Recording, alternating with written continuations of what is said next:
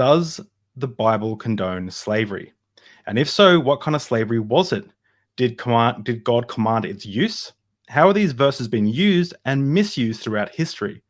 Guys, this is a panel that you don't want to miss. This is going to be the go-to resource. We have got an incredible panel full of amazing Bible scholars ready to tackle this ever so important question. So thank you for coming out. This is it. Let's go.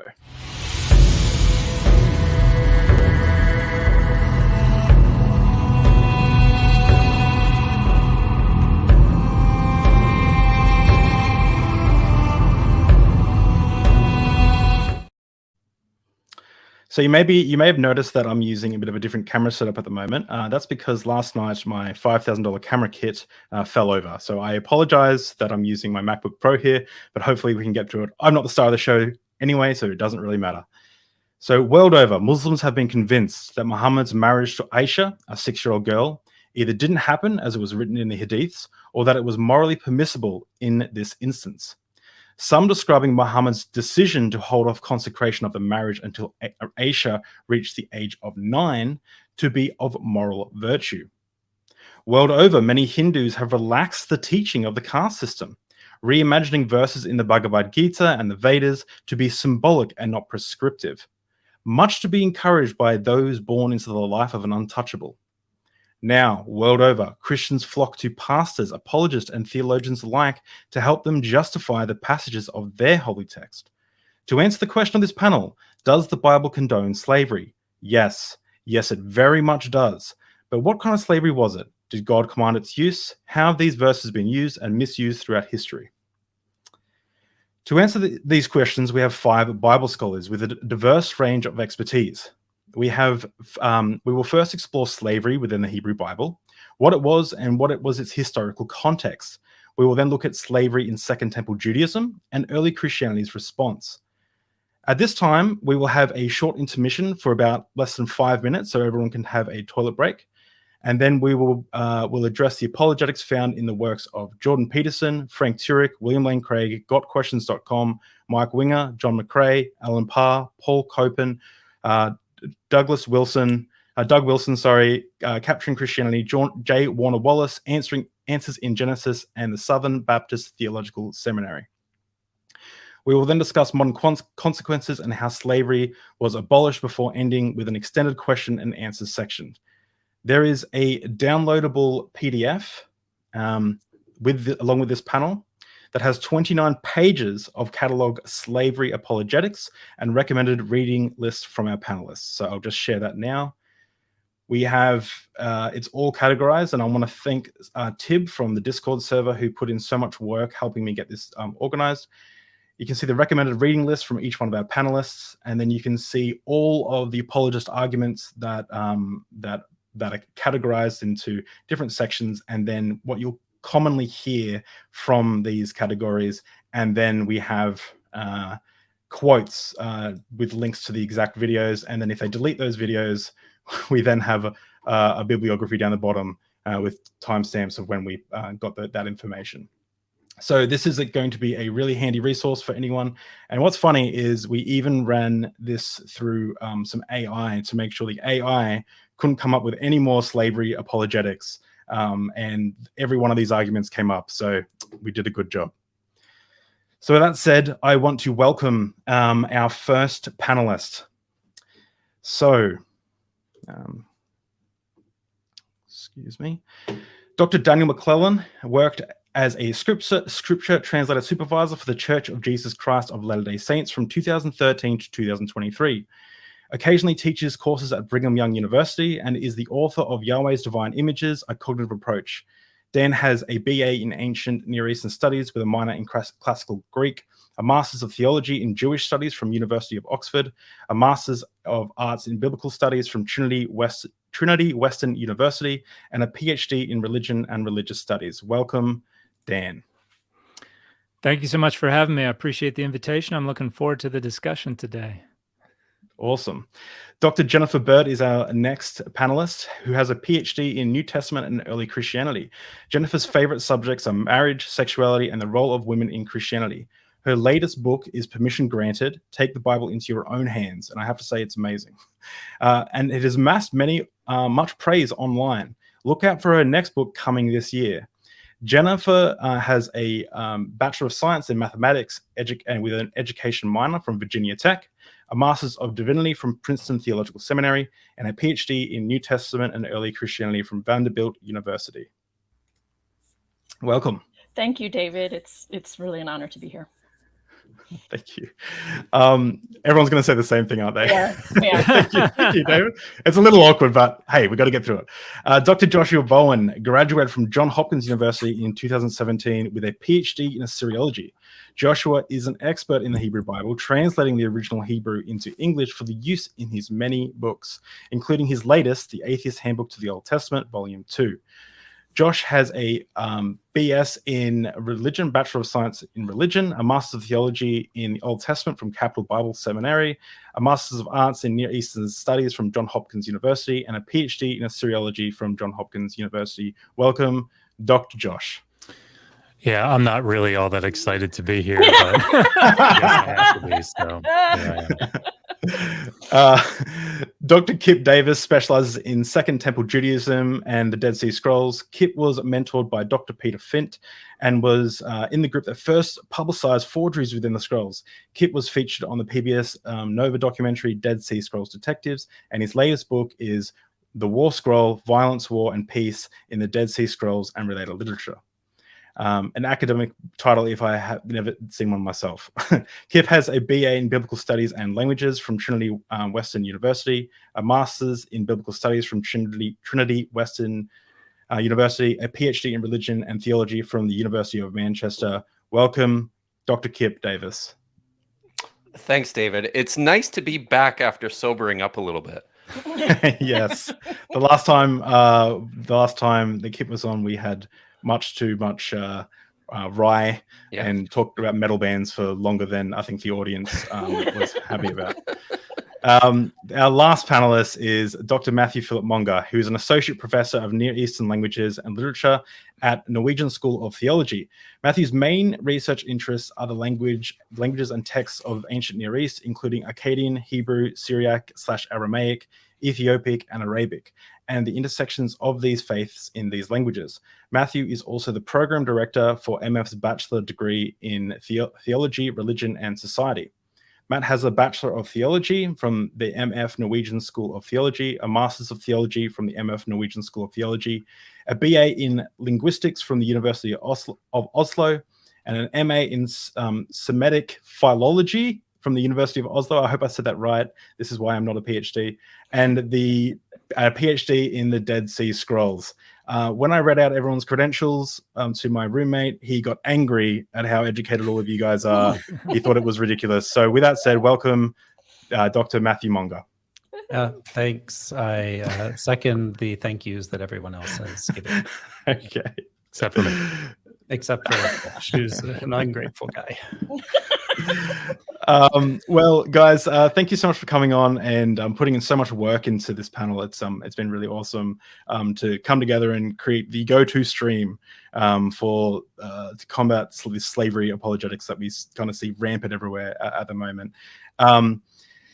If before we get started into the into some education, I would like to ask, what are we all drinking today? Which way are we going here? Are we starting? Let's just yell out when you feel coffee. Sugar. Yeah, I got a Coke. Nice.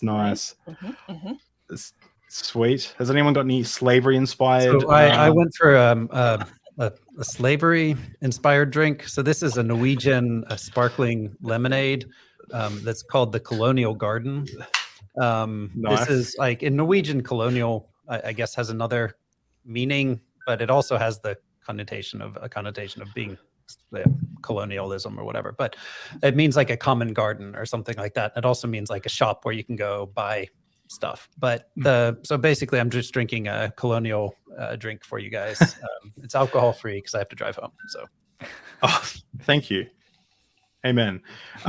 So let's start the presentation with Dr. Josh. You're going to kick us off. We're going to learn about slavery in the Hebrew Bible and the ancient Near East.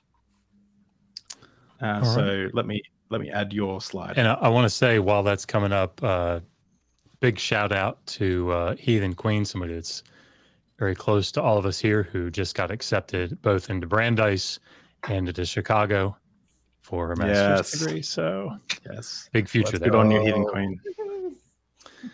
Okay. So I'm going to be talking about, very quickly, 4 minutes and 18 seconds. Last time I checked. Hold me to it, everyone. Slavery in the Hebrew Bible. Did the Old Testament condone or endorse slavery? Although this issue is constantly debated online, it has been a settled issue in academia for quite a while. In this short presentation, I would like to provide a brief introduction to slavery in the Hebrew Bible, including the definition and types of slavery seen in the Old Testament, passages that concern the topic, and the broader ancient Near Eastern context of slavery. I define slavery in the context of this panel discussion as, quote, a condition in which an individual, including rights to their physical capacities, both physical and often sexual, is owned by another, either temporarily or permanently. The owner controls and benefits from the actions and activities of the owned individual. There are three main types of slavery found in the Old Testament: debt, chattel, and sexual. Debt slavery was generally temporary in nature, contingent upon the enslaved individual or the one responsible for selling themselves into debt slavery, for selling them into debt slavery, repaying the debt. In some cases, debt slavery could convert to chattel slavery.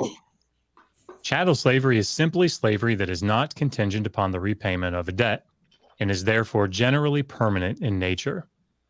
Finally, sexual slavery, as we would define it today, can be seen in several places in the biblical texts. The Cambridge Dictionary defines it as, quote, a person who is forced to perform sexual acts and who is not free to leave the place where they are being kept or to stop the work that they are being forced to do. There are standard passages in the Old Testament that come up in these discussions. Exodus 21, the earliest set of laws, deals with issues generally related to Israelite debt slaves. The text sets out different regulations for male and female slaves and attempts to mitigate the abuse and murder that could be committed by the master. Deuteronomy 15 later either restates or develops many of the laws seen in Exodus 21, and Leviticus 25 stipulates that Israelites are no longer able to be kept as slaves. However, it clearly defines the rules for procuring chattel slaves from foreigners living around and among the Israelites. Other, more secondary passages should be noted. Deuteronomy 20 gives the rules for warfare and includes procedures for generating corvée labor and taking women and children as plunder. Deuteronomy 21 lays out the procedure for taking a captive woman as a bride. Deuteronomy 23, 15-16 explains what to do when a slave runs away, although this passage, as we will discuss later, is very often misunderstood to apply to all runaway slaves. Finally, although not a legal section on slavery, Numbers 31 tells the story of virgin girls being taken and divided up as plunder. Is there a broader ancient Near Eastern context that informs our understanding of slavery in the Old Testament? As you can see on the screen, there are many law collections that are very well preserved from the ancient Near East, from the 3rd through the 1st millennia BCE. Three quick examples of laws that will likely sound familiar to the viewer are Laws of Hammurabi 117. If an obligation is outstanding against a man and he sells or gives into debt service his wife, his son, or his daughter, they shall perform service in the house of their buyer or of the one who holds them in debt service for 3 years. Their release shall be secured in the 4th. Laws of Ornama 4. If a slave marries a slave girl of his choice and this slave is set free, she will not leave the household. And Laws of Hammurabi 14. If a man should kidnap the young child of another man, he shall be killed. To sum up, we have covered in this brief introduction the definition of slavery and the different types that can be found in the Old Testament. We saw the various passages that come up in this discussion and the broader ancient Near Eastern context into which they fit. Thank you. Well, thank you very much. And that was good, short and snappy presentation. And of course, I do want to mention you have a book on this very subject, Did the Old Testament Endorse Slavery? Fantastic read. And of course, your other books also touch on the same thing. So make sure you guys check that out. The links will be in the description. So guys, what do we think about that? Was he wrong? Let me have it. Nope. I mean, there's a reason Josh wrote a whole book on this that he can't do justice to in the space of 4 minutes and 18 seconds. But this is all stuff that we can flesh out as we go here, I think. Is there, when it comes, so for me, I was quite shocked to see sex slavery in there. I don't know if I really absorbed that concept until I kind of saw it written out in your slides. Can you go into a little bit more detail into what that is? Like, what is sexual slavery? Yeah, I mean, I think before I do, one of the things that we need to make sure that we do in this type of a discussion is to distinguish between what they considered to be X and what we would consider to be X. And this sort of gets problematic in apologetic discussions, because when we talk about something like rape, it's very clear that many laws in the ancient world, including the Hebrew Bible, would endorse something that we today would consider to be rape. However, those same legal sections, they might not have viewed, and often did not view, that particular action under the category of rape, right? And so what you often have happening here is an apologist will say, no, rape is not endorsed, or rape is not allowed or condoned in the Old Testament laws, whereas, you know, someone in academia would say, yeah, it is. But the disconnect is because, you know, the apologist is saying, well, the Bible is not calling that rape, which in one sense is a really important thing to recognize, right? If we're looking at what it is that they consider to be X. But in this particular discussion, generally speaking, the more important thing is, I guess in the apologetics discussion, I think it's far more common for the more important thing to be what we would consider to be X. And the reason for that is that the apologist then has to defend something that they know to be, or they believe themselves to be, immoral, as they define it when seen in the Hebrew Bible. So, okay, all of that being said, and please, anybody jump in and just shut me up if you want. But oh yes, please. Well, I just want to, like, people are losing their minds right now about someone saying that David raped Bathsheba. I'm like, right. Yes, he did.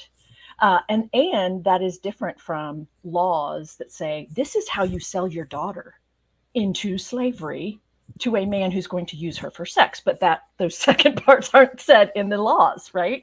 I mean, there are two different things going on. And they're both happening, and they're both related to this issue of sex, and they thought about it differently than we do, right? I don't know. Is that a helpful piece of what you're getting at here, Josh? Go ahead, Dan. Sorry.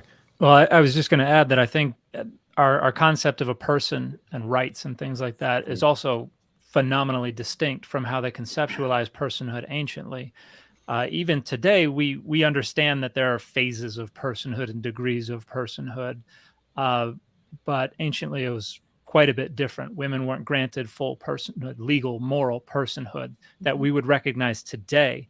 And really, the men were the main possessors of that personhood. And so the consent of a woman in a sexual encounter isn't even on the table. It doesn't even compute anciently. It would be like asking how they felt about the Denver Broncos anciently.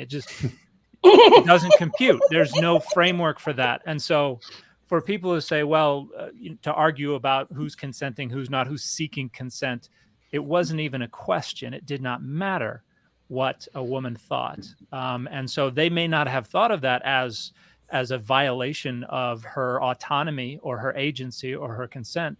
And for us today to say, well, today that's what we call sexual assault, sexual violence, rape, all of these things. And I think one of the knots, and we'll get into this more in the apologetics portion of this discussion, but one of the knots that apologetics require people tie themselves into is bridging the gap between that's how they thought about it anciently, this is how we think about it today, but at the same time, the person governing all this is supposed to be unchanging and eternal and have the same position irrespective, unless we get into ideas of accommodationism, and there we go, getting into knots. And so I think it's important that we distinguish these ideas about personhood. And they didn't even, when Moses conquers and I haven't read this chapter in a while, the Ammonites, and they say all the women who have known a man, kill them. All the women who have not yet known a man, take them, keep them for yourselves. That's pretty clearly going to result in this sex slavery. These are conquered peoples, people taken in battle, and so they fit perfectly into what you were allowed to take as property. So they were more property than person, and so they had no agency to be considered. Yeah, and I think that like the Deuteronomy 22 thing is really the prime example of that, where it actually, like Deuteronomy 20, is it 20, 28 and 29 or somewhere in Deuteronomy 22, it outlines literally what you do when a man finds a virgin, rapes her, and then has decreased her value. So she's no longer a commodity that can be sold. He just has to pay the father. Yeah. And then he marries the virgin, or the no longer virgin, I guess. And then he I think he can't divorce her either, right? It's like, so I mean, you end up with this situation where it's like, it doesn't say she becomes your sex slave for life, but what it says is that like she has the value of a certain amount of silver that you have to pay the father, and so like it endorses rape and slavery in my opinion in that text. Like it's saying, well, rape happens, just take her as your sex slave. Because what woman doesn't want to marry her rapist? Right. Like, it's a pretty good way to ensure that you get the woman that you want, I think, from the perspective of a man, right? Well, all you have to do is just rape her, and it's not even really a punishment. Like it's not criminalizing the act. No. It's saying in the interest of social order, so that this person is not now outcast in society, left adrift. Yep. You just need to take care of them. And so it's like, hey, if you're gonna do this, be aware that these are the consequences. And it's not right. Yeah.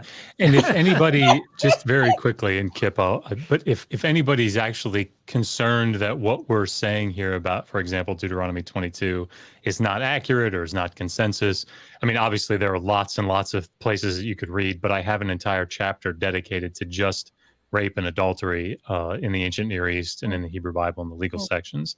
And there's an extensive bibliography, and it's very heavily footnoted. So like I deal with all of that. And again, it's just, this is the consensus view. Yeah. So I noticed someone raised a question in the chat when I glanced at it about, I mean, we've been talking about this, about the Bible's position on marital rape. And it's important to point out that, it's as Dan said, like this is not even a concept that enters their worldview, like on any level. But also important to point out is that this is not a concept that really entered any social discussion until, really tragically, very, very recently. Yeah, I was going to say 30. Right? Well, it's not even in some people's discussions. Yeah, like, there are still people on Twitter saying marital rape is not a thing. Exactly. Yeah. And it's been legislated that way. Yeah. I just have to point out too, the big thing for me is that this text, that like if you take the perspective that the the writers of the Bible were people living in their time. Great, fine, totally cool. It gets a little trickier when you say that these were instructions from an all-powerful, all-knowing creator of the universe that doesn't change. That's when all of a sudden it's like, well, how dare we change society's standards? Like they'll say, oh, you're being woke. What's wrong, to be anti-marital rape?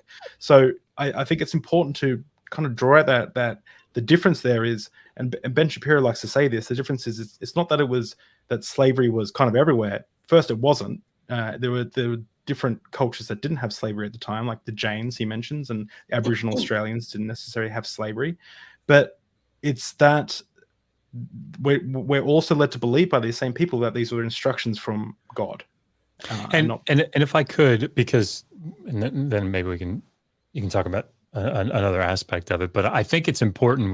We've sort of talked about some of the rape aspects of slavery and the Numbers 31 aspect, but there are very clear slavery laws that stipulate what we're describing here. So, and it's often missed, I think, in just a cursory reading. So if you look at Exodus 21, 2-6, you have the laws about the male debt slave. First of all, it's missed that the woman that he marries and their children are chattel slaves, and they remain that way. People miss that all the time. But what is his use? And this is really critical. Women are not the only ones that become sex slaves. He is being used even as a debt slave, even as an Israelite debt slave. He's being used for a sexual capacity because he's being used to breed more aid slaves. in breeding Exactly. slaves, houseborn slaves. Yeah. But I think more dastardly, I suppose, when you look at verses 7 through 11, this is the Amah, this is the female slave that is being sold into concubinage. And again, like there is, as everybody's been pointing out here, like there is no concern for what her opinion on the matter is, but the way that she is being used is sexually, be it for reproductive purposes or just for a sexual gratification. But I mean, these are very clear examples in the legal sections that are specifically dealing with slaves that describe this sort of sexual slavery. I think there's an interesting difference to note between Exodus 21's treatment of the female slave and Deuteronomy's treatment. And I think what Exodus is kind of trying to do is once the woman sells herself into slavery, she's obviously tainted goods from then on. If she's released after 6 years, there's not really much that she can do within the structure of their society at the time. She can't really go and find a valid marriage or anything like that, which suggests the point of buying a female slave is obviously fundamentally sexual in nature. But then Deuteronomy changes that. And I've been curious. You've done a lot more research on this than I have. Josh, what's the thinking on what the point of Deuteronomy's revision of this law might be? I mean, it's debated. It's debated whether it is, and I tend to think that it is revising for that reason, just because of the way the syntax is. But it's debated whether this is talking about just a general service female slave, someone that's being used for labor, but not for sexual capacities. So she's not being taken into concubinage. Mm-hmm. I mean, there are people that make the argument. But I mean, the way that it's placed, it's like, the law is set out and then it says the end, and you'll also do this for your female slaves, which seems sort of, tacked on-ish. Yeah, an afterthought. Yeah, so. And I don't remember if it's been explicitly stated, but the difference is, according to Exodus, a female slave does not get released after 6 years, but is permanent. Whereas in Deuteronomy, it does say your male and your female slaves after 6 years. And the laws of Hammurabi were quite a bit more just, putting it at 3 years, I believe. Is that accurate? Yeah. Yeah, that's correct. Yeah. The thing that I see, I went through, like I said, we made 29 pages of apologetic claims. I lost years of my life making that thing. But I will say that what apologists will often say, and we can get into this in the apologetics section, which will be the funnest part, I think, is they'll say, well, it never said that they would have sex with the little girls that they took as plunder. Like it's, and it never says that, and it never says, as someone pointed out on Twitter, it never says that that the woman was chattel slavery. It just says that she's not to go with the husband. She's still got to serve out her 7 years. What would you say to someone who says that? Me or anybody? I don't know. Yeah, I guess. It just doesn't You got say the that. con, I think right away. I mean, it's just one like of the things that I would point out, and then Josh can continue. But my instant pushback on these sorts of claims is I think the critical thing to recognize here is there was no protection against these sorts of things happening. Mm-hmm. Yeah, and I mean, in Numbers 31, first of all, sick flex, bruh, right? Like, I mean, read the passage and it says, like, guess what they are? They're numbered as plunder, right? So here are the cattle, and here's how many women you get, right? And we have to make sure we set aside a certain number of those for this other tribe. It's like, so really, this is what you want to say about it? Right. But the other thing that you were talking about, and this is sort of a Paul Copan-y sort of thing to do. It's become an adjective now, Paul Copan. Or I guess it'd be an adverb. No, yeah, adjective. And that's anyway. I will do it called panelly. Would be the adverb, but is like, oh well, what's the guy going to do in Exodus 21:2-6? So just very, very quickly for everybody. The law is saying, here's the main law is, if a male slave gets sold as an Israelite or sells himself as a debt slave, he serves for 6 years. That takes care of the entirety of his debt, whatever it is, interest, room and board, whatever. It's all taken care of. He gets set free, no debt. Then it says, well, what do you do if he came in single? He leaves single. If he comes in married to somebody, he leaves married to that person. Like, they all go out, right? So however you come in, that's how you go out. But then the question comes up, well, what happens if the master gives him a wife during that 6-year term of service? And the law is explicit that the woman and any children that they produce together are the property of the master. Well, Paul Copan comes up to this and says, well, like, what do we make of this? Well, I mean, certainly it can't be what it says, right? Yeah. Right? So let's put on our thinking caps and see what we can come up with. Sorry, that's not nice, but I mean, that's how it comes across, Paul. Sorry. And he says, like, well, maybe the husband can go out and he can like save up his shekels and maybe like, buy her freedom, or maybe. But the thing is, well, maybe he could just wait out the rest of her contract. Well, the problem is there is no contract. Right. Take the woman out of the picture for a minute. Where's the contract for the kid? Right. What debt did the kid fall into that now he's serving as a slave? Like, I mean, in other words, this is just taking the ancient Near Eastern context and the passage itself and just sort of going, blah, blah, blah, blah, like, we're not listening to that. Right. And trying to come up with something that makes it. No, these are chattel slaves. And again, I'll shut up. But this isn't Josh talking. And it's not anybody else on the panel talking. Go read any of the books that are currently here on this cool little whatever shelf that is. It's a bunch of my slave books because I'm writing the second edition of this book now. Like, it's just everybody's echoing exactly what we're saying, and they're the subject matter experts in the field on these things.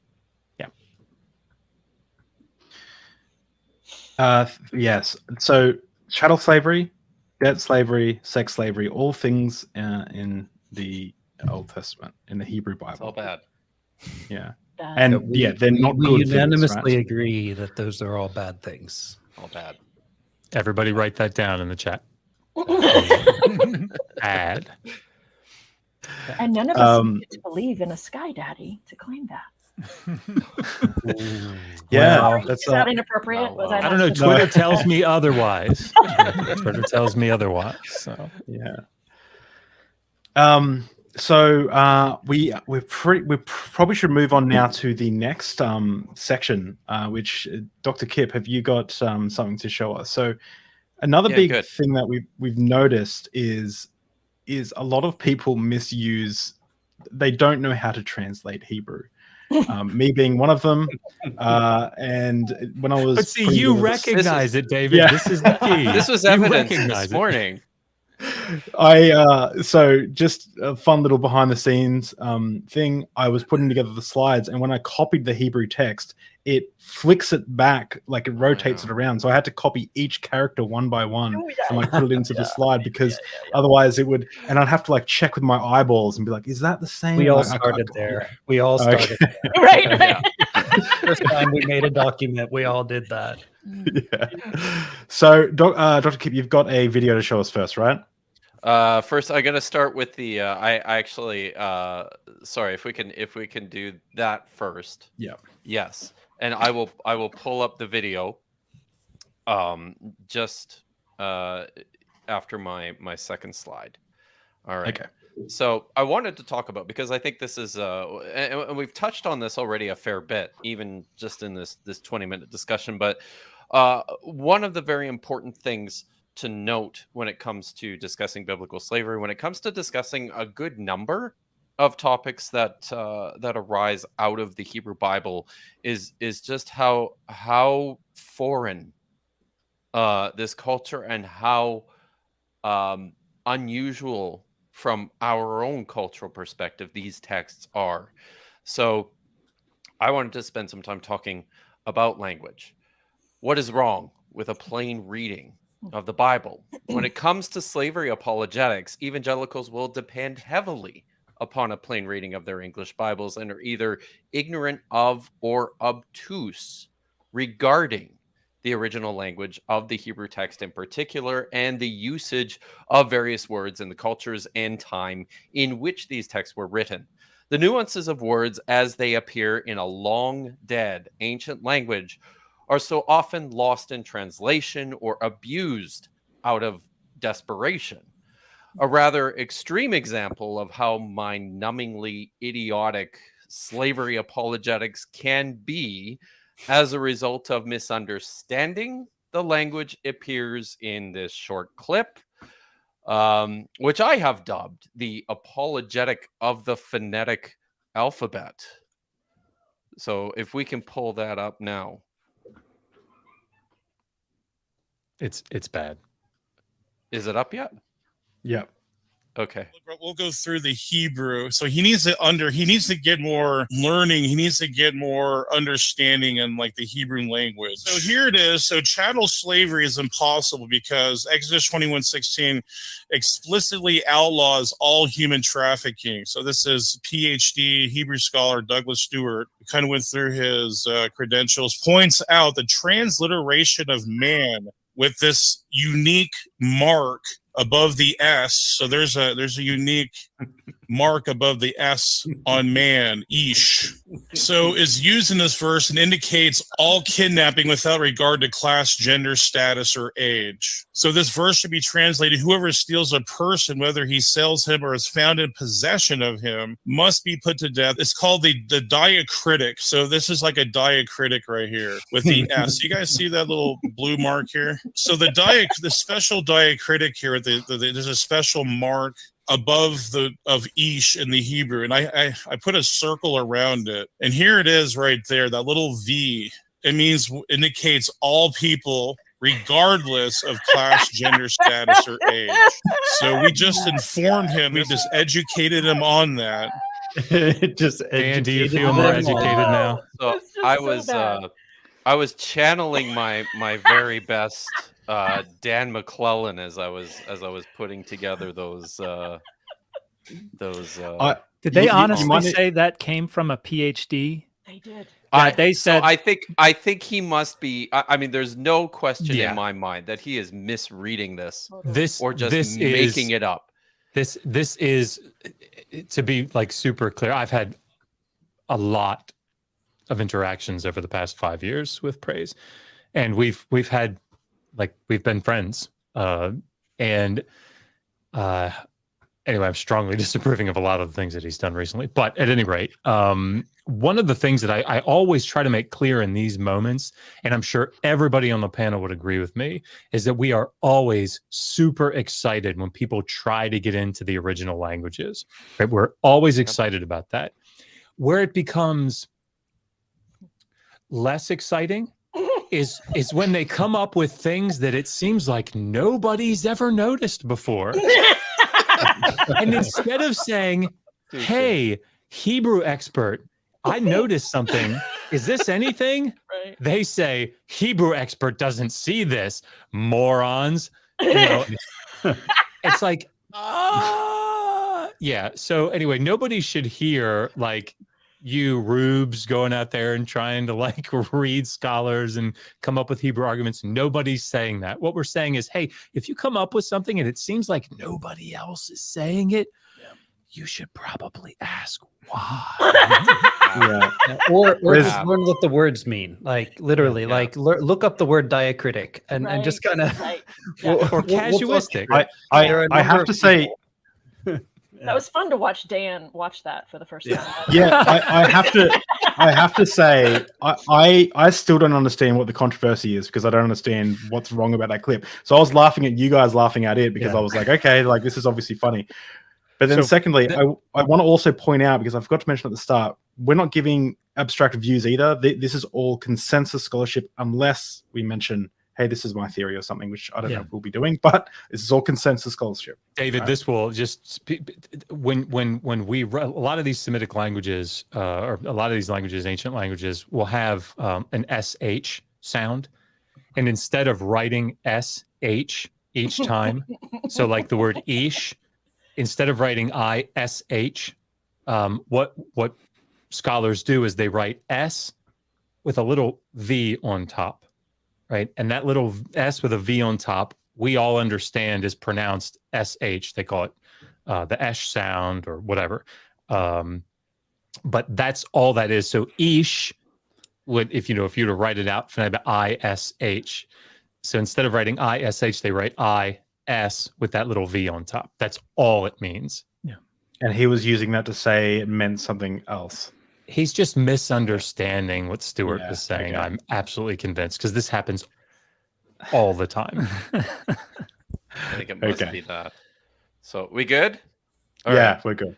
So with that in view, it's crucial, I feel, to provide a bit of a primer to a handful of the key words and ideas for a better understanding of the social world of ancient Israel and how slavery fits within it. So what do the words mean?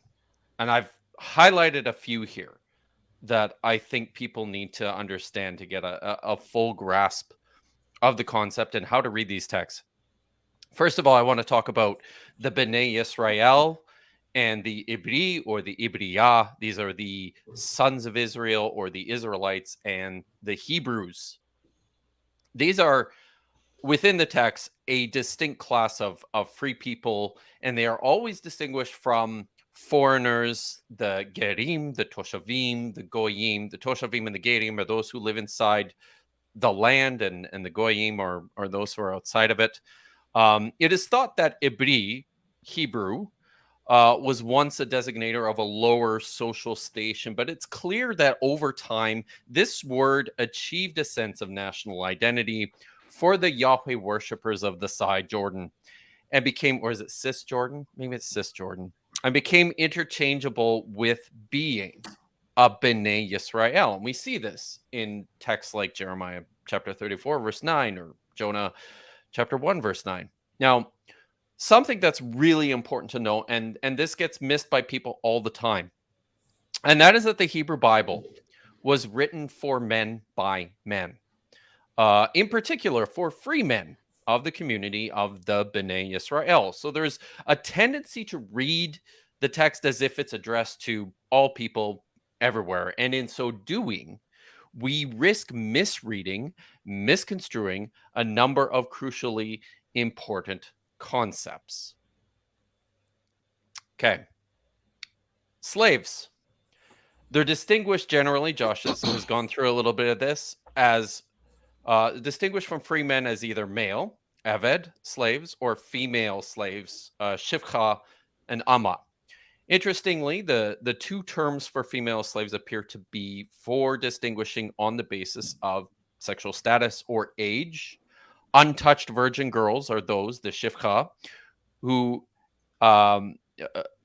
untouched virgin girls are the shikha, and those who have entered a sexual maturity, the amma, can then be acquired in concubinage. Now, perhaps one of the most, in my opinion, misappropriated words in this discussion is the word ish, which, and I'm very deliberately using the S with the diacritic above it to show the proper sound here. Ish. It means very generally a man. By the conventions of our own modern languages, which are constructs of social history, we are tempted to view this always as a generic, and to be clear, it does occur as a generic throughout the Hebrew Bible text with reference to just men, but not always. Recall that within the context of our readers here, who are all B'nai Yisrael, these are all Israelite men, this word with great frequency always and only applies to this community of readers and hearers. And Ish is not even every man.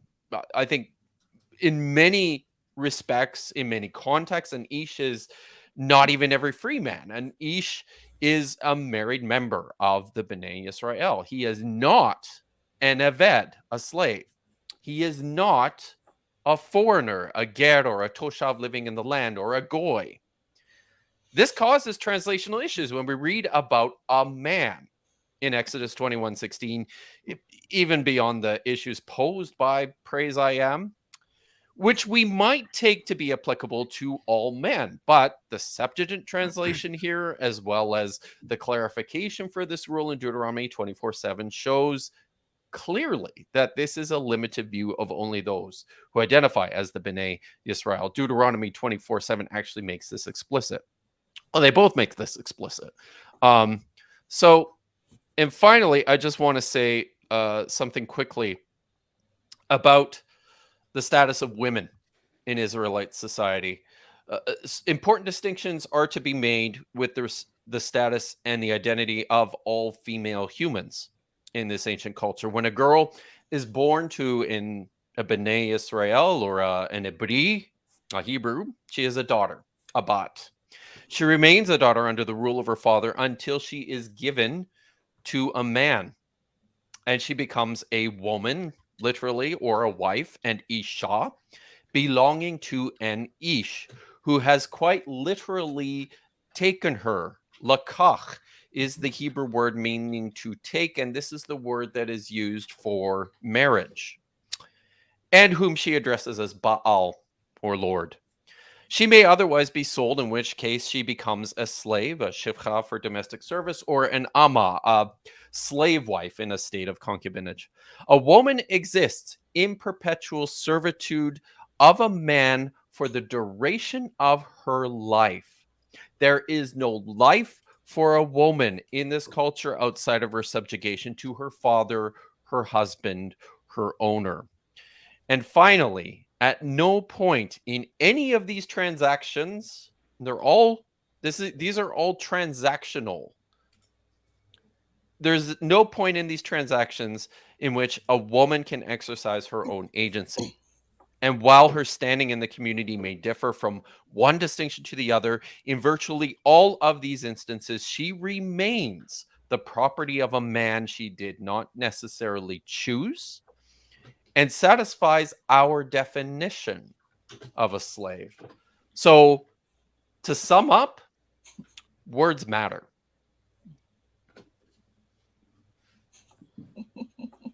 Indeed. Fantastic. Here. I think something interesting to add here that I've noticed looking at some of the laws regarding sexual encounters in Leviticus that reinforces this position. I've argued for some time that concerns about sexual propriety were more about social hierarchies of domination and penetration and things like that. If you look at Leviticus 18, Leviticus 20, all the laws are explicitly delineating what men are allowed to do and who they are allowed to have sex with. And that's because they are at the top of that hierarchy, and it's regarding how they how their sexual encounters impact their standing as the top of that hierarchy. And they're always acting on people who are supposed to be below them. There's only one law, once in 18, once in 20, that addresses who a woman may or may not have sex with.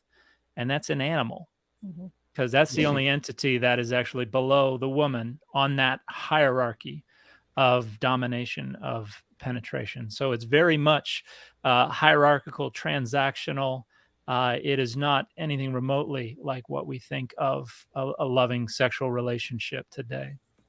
You know, one of the things that we all learn when we take Hebrew is just the incredible rarity of the second person feminine plural verb. It's like it's a unicorn in the Hebrew text. And the reason why it is a unicorn in the Hebrew text is because these texts are never or extremely rarely ever addressed to women. So you don't even have to use this form of the verb, precisely because the text is almost never speaking to them. I wanted to just throw in something about your discussion of the word ish and man. That there's also, and Josh can probably correct me or expound on this if I stumble here, but in the covenant code, like from Exodus 20 to 23, there's a systematic use of the word ish that follows what we have in the Akkadian law codes. So where the Akkadian law codes use like the phrase Shuma Oilom, like everybody who's read Hammurabi has had to read their Shuma Oilom Oilom. It's just, we read it over and over again. That's like the cuneiform that we learn first because it's just repeated. But it's like when a man or if a man, and then a man is like the generic translation, but it doesn't mean man like we mean a man. It means this thing that Kip's saying. It's a free man belonging to the class of society that is above all the other classes, basically. And so then when the covenant code is using these ancient Near Eastern laws and basically just contextualizing them into Hebrew, the phrase then becomes ki ish, and it's just, again, it's just when a man, and that is it's playing directly on the language of the Akkadian law codes, and it's used systematically. And so it's not just something we're making up, trying to say like, oh, an ish would be whatever, but it's just in continuation with what's going on in the law codes elsewhere. So even if you find other examples where ish might be more generic, other places in the Bible, in the law codes, it's being used precisely to fit in the legal framework that we can study in a wide variety of languages that also have this hierarchy.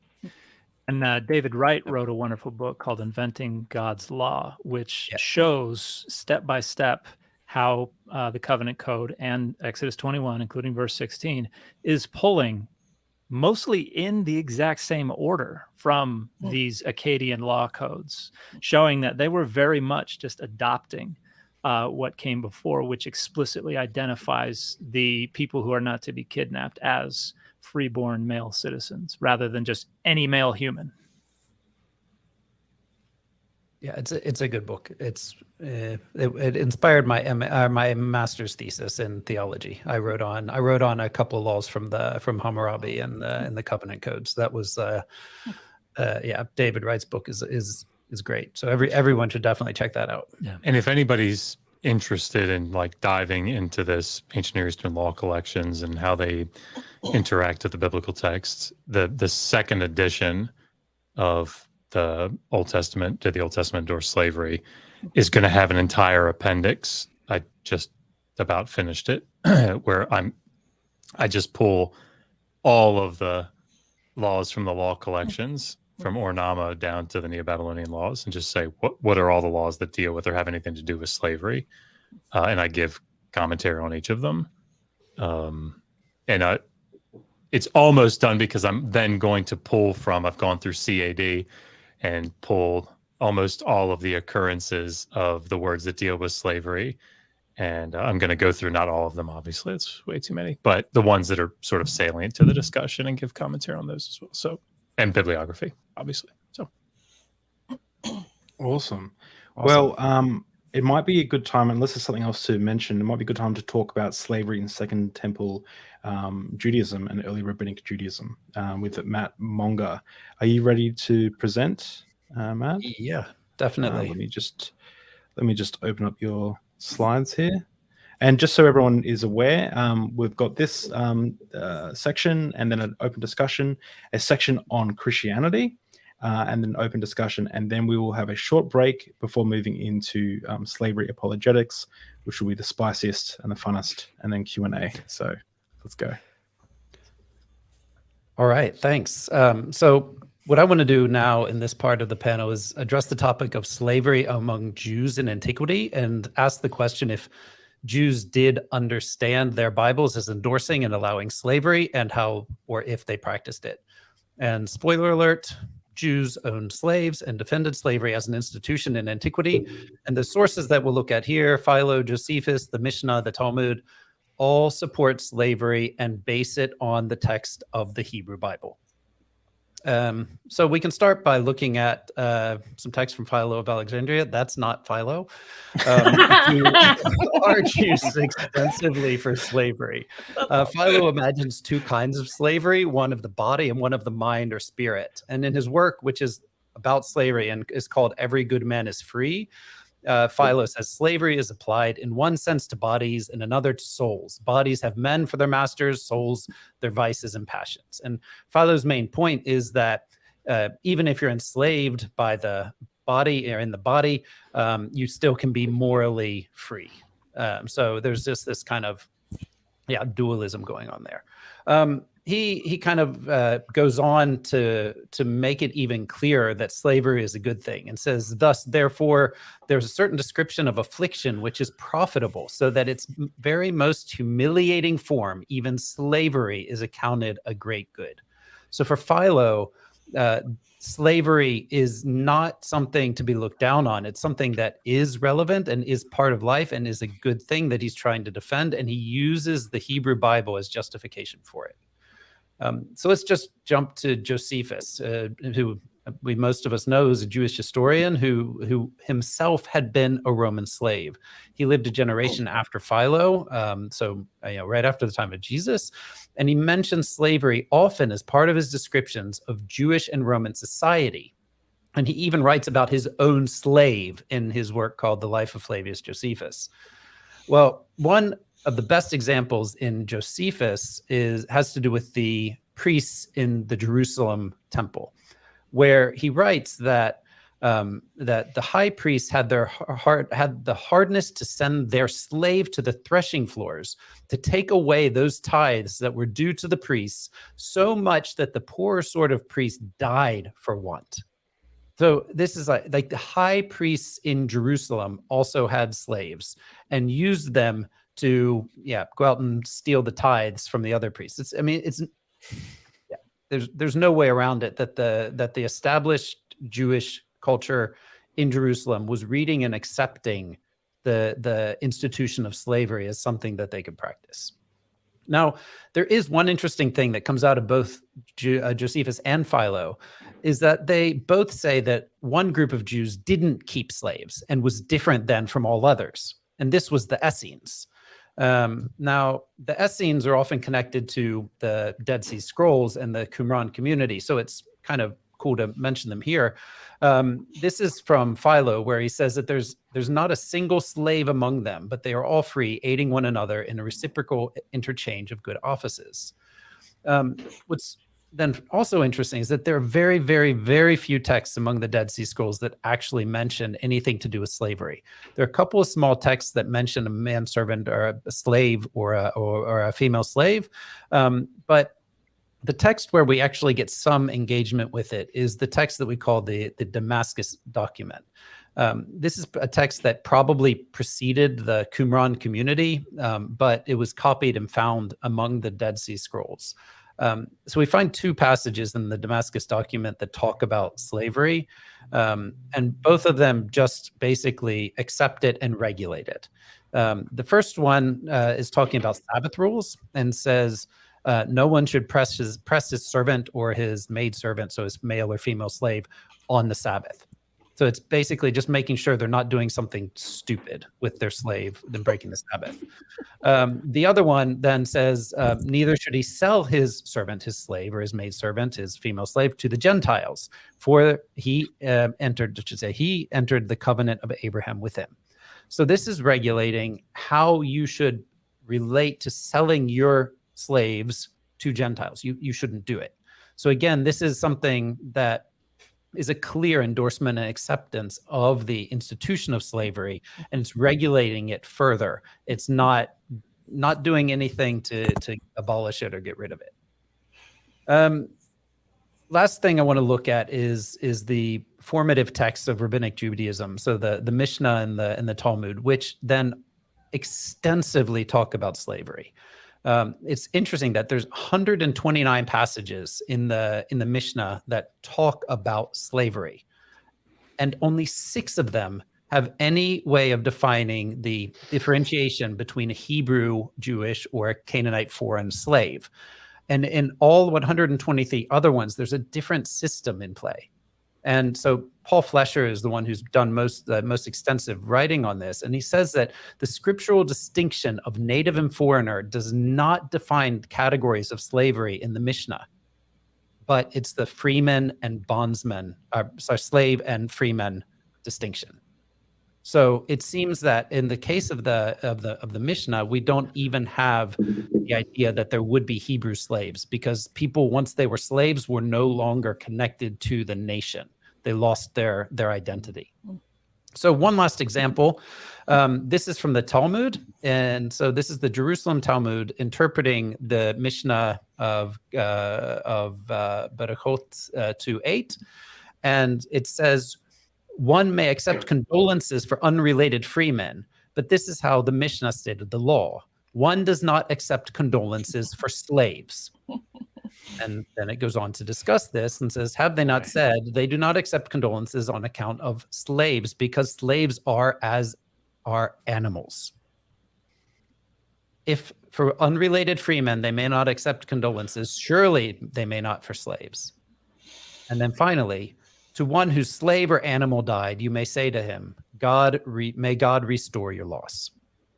So what we see here is a clear equation of the slave with property. If your dog dies, if your animal dies, if you lose something, you have to ask God to repay it. But it's not a question of condoling someone for the loss of a loved one. So I don't think it can be any clearer than this. The institution of slavery is alive and well. We have sparse documentation, but clear documentation that Jews owned slaves. And basically, what we have is a situation where the Hebrew Bible is the justification for the continued use of these slaves in Jewish contexts. Now, finally, to wrap this up, I want to mention a very recent article written by Candida Moss that's called "The Secretary, Enslaved Workers, Stenography, and the Production of Early Christian Literature." It just came out like a month ago. And Moss shows that in Roman antiquity, the production of text was reliant on slaves as copyists, secretaries, and scribes. And this is exactly what Josephus was. He began his career as a prisoner of war who wrote for the Romans. And to put it bluntly, the fact that we're able to sit here and read these texts is actually a result of the acceptance and propagation of slavery in antiquity. We wouldn't have the religious texts we have in the way we had them had the slaves been not been put into use as writers and copyists. And of course, if the Christians and Jews had not then used their Bible to support the idea. That's it. Wow. Thank you so much. Awesome. Cool. So I have the first question. So is it possible that every single Jewish person was misunderstanding their scriptures like they currently do with Isaiah 53 and all of the stuff about the Messiah? That must be it, right? Yeah. Yeah. That was a joke. But I hope Coming on. Amazing to me. It is amazing. everyone's like, But- "Oh, what pedal am I on?" I think what Matthew's presentation, why it's so important, is because it really does underscore this point, right? The best way to understand what the Hebrew Bible texts are talking about are to go and look and see how, you know, the earliest Jewish readers were reading these texts. And I mean, it is abundantly clear how they're reading these texts. And that doesn't mean, so that everybody understands, that doesn't mean that, okay, well, how do you figure out what a passage in the Hebrew Bible, you know, says? Let's go read early rabbinic texts, and whatever they say, that's what it means. Right. That's not how this works. However, quite often that is how it works. But just as all, maybe not just, but quite often as well, you can see what they're wrestling with. And how they're trying to understand what a particular passage is saying. And so you can see sometimes they do their own form of apologetics, right? And they try to harmonize passages together, and you can see what it is that they're wrestling with, which will give you a very clear indication in some cases of what the text was actually saying, if that makes sense. Yeah, and I mean, I had to cut out my whole preface because I was trying to get down under 5 minutes for this whole thing. But like my whole way of looking at this stuff is through the lens of what I really do, what I'm really interested in, which is reception history. So I mean, the idea of older texts being reinterpreted, reused, rethought, recycled in new contexts. And that's what apologetics is. I mean, apologetics is trying to receive texts into a very specifically defined framework. And they're not the first ones to do so. And so we should be asking, well, how did different readers throughout history understand these texts? And the further back we go, well, okay, let's turn around. Before the 20th century, no one was trying to say that these texts didn't talk about slavery. I mean, this is just so, I mean, maybe the 17th century in Europe or something, but I mean, like, this is modern. This is post-Reformation interpretation. And so the big problem with a lot of what's done to these texts is that they're throwing out the fact that from the time of composition and up to the Reformation, everybody was reading these things and saying, oh, so that's how you deal with slaves. And it just wasn't it wasn't a problem. And so by showing that these earliest readers of the text were taking it and saying, yeah, everybody has slaves and we're good to go. It just shows that this isn't something that was very difficult to understand and interpret. Actually, the things they were wrestling with were the questions of, well, how do we say, I'm sorry, your slave died? Like that is the big problem. Like, because you can't say you're sorry because you shouldn't be sorry because it's just property. Right. Like that. I mean, that's shocking for us, actually. But it's the way it was. And I think you earlier referenced the fact that these people are using these texts to justify slavery. I think that's an important clarification too. And I'll get into it in the apologetics section. But a lot of people think that a lot of conservative Christians and others are seeing the Bible as an authority. The Bible is not an authority. The Bible is a tool. The authority is really whatever kind of social frameworks are in place that are serving people's interests. And in those situations, the Bible is just your proof text. And so this is, and so the nature of slavery is changing as just a result of kind of organic processes going on in a society, and the people are going to read the text in whatever way makes them feel justified in whatever serves their interests in that given context. And that's why in, if we talk about people using these texts in the pre-exilic period, which was probably pretty rare, but it would have been to justify whatever framework they were borrowing from broader ancient Southwest Asian socioeconomic conventions. When they're in the Greco-Roman world, they've got a more Greco-Roman way of doing slavery, and so they're reading the text to advance their position within that framework. And today, The text has to be read in different ways to justify people's positions within a completely different socioeconomic set of frameworks. And so I think it's important to point out none of these people are beholden to the text. They're to the degree that the text functions as a way to justify whatever serves their interests. That's really the only sense in which they're beholden. Can I take this text and can I make it justify what I want? And other than that, the text has no authority. And because it's always good, I think, to use examples that maybe aren't directly related to what we're talking about. Something that came up very recently that shows how this can be done either in a positive sense where we're proof texting, or in a negative sense in dealing with texts that seem to speak against the position that you're trying to put forward. You know, the hem of the garment, the hem of the robe, right? Yeah. You know, and Kip, Dan, you guys have been obviously talking about this for a long time, but I mean, like, how it is that later writers and translators in the different versions tried to understand what that word shulim means. And when they're uncomfortable with it, and they adjust it to, you know, to make it fit their particular context. And of course that gets done today.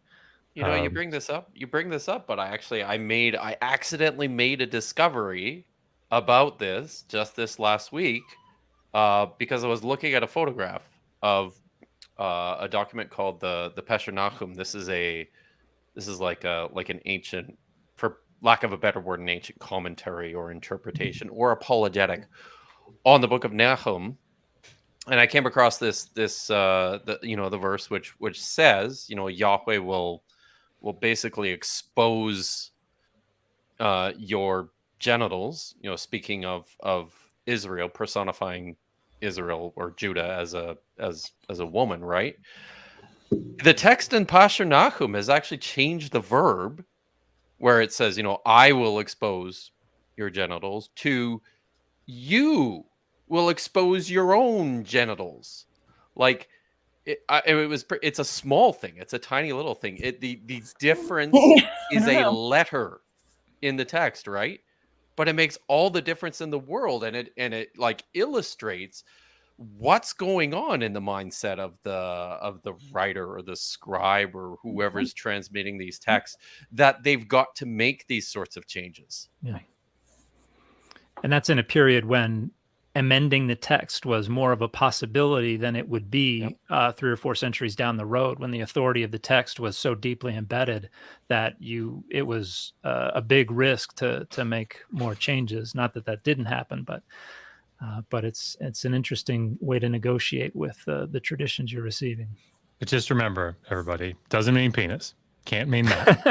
That's gross.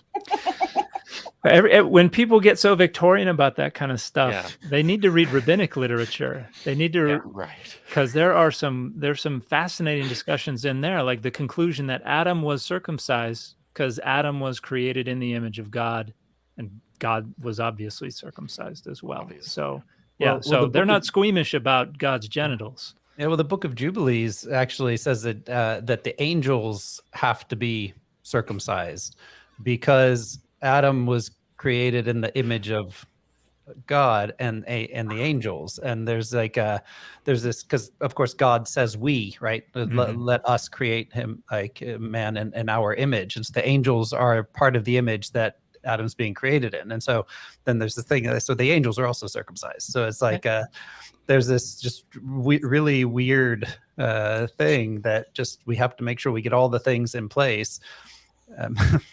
Literally. And guys, like, I know I said this the last stream, but like, gods have penises, right? Like Enki is the man, right? In this sense, he creates with his penis. He digs it into the ground to make the Tigris and Euphrates rivers. So it's funny to see folks like conservative Christians like on vacation in Athens. If anybody has ever been into any of the gift shops in Athens, there's a whole wall of wooden or clay or stone phalluses that are either somebody's holding them up, somebody's using a cart to hold them up, or they're just hanging there. And people get so squeamish about this, and it's like, hey, this isn't a far cry from how ancient Israelites probably would have engaged with discussions about deity, and probably more frequently other deities, but also with Adonai. But I it's don't just know. a symbol I was for. in Ocean City, Maryland last summer, walking the boardwalk, and there were a lot of phalluses hanging on the wall in gift shops there as well. My son bought a bottle opener that was Nice. shaped like one. So I think that's a common tourist trap there, Dan. I'm not sure. So funny. Big Johnson T-shirts. That's Yeah. what you're describing there. Just me and my Johnson. But slavery, right, guys? Yeah. Yeah, sorry. Yeah. I was going to bring us back on track, but we're not. We love a good penis conversation on we deep just drinks. love. Indeed. That's all we love to talk about. Any symbols that talk about Jesus' love for the church, right? Because that's all this is. Jesus has just left the chat.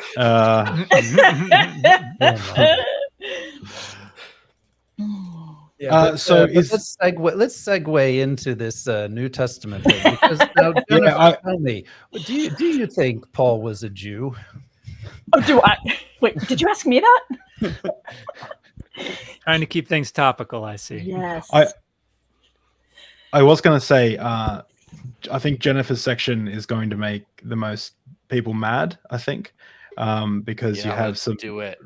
Yeah, I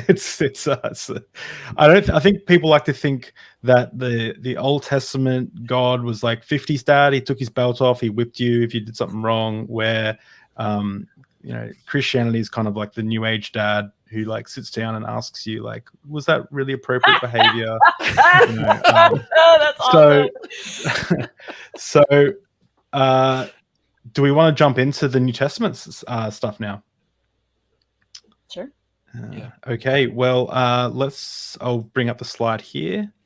Just let me know when you want to go to the next slide. I will. I do want to just say, I feel like I'm in this presence of this greatness on this topic, and I'm doing my best here. I'll just say that there's this has been an enlightening thing for me to prepare for.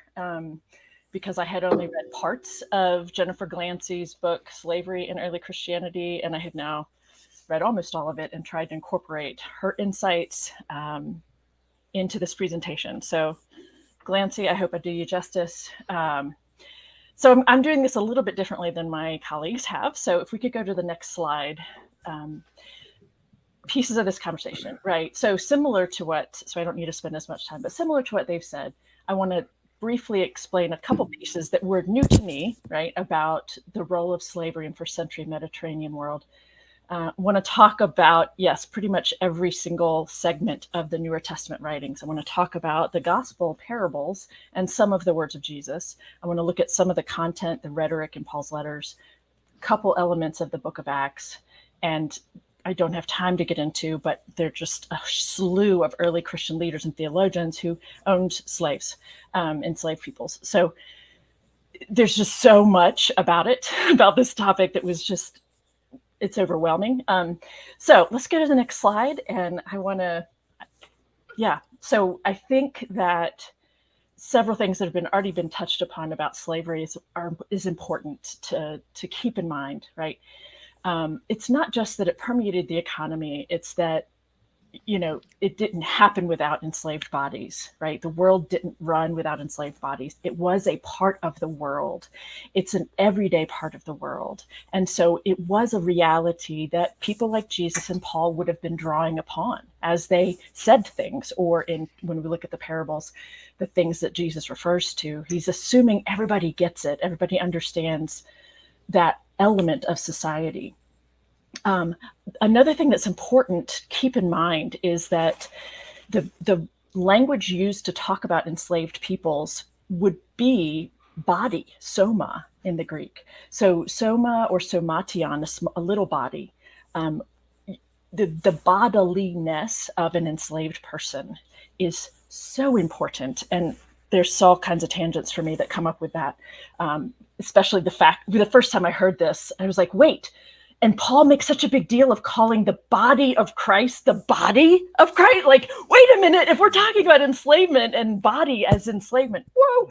Anyway, so the two elements really, from my perspective about this, is the bodiliness and the sexual availability of slaves, enslaved peoples. So it was such a given. I mean, it was a given that enslaved peoples were available for sex. So, and that raises really important questions when we look at Paul and his letters.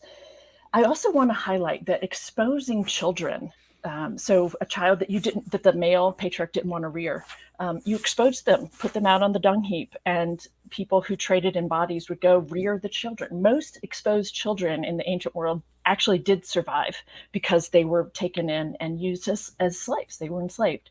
And predominantly that means then that's a track towards prostitution for them, male or female, but certainly female.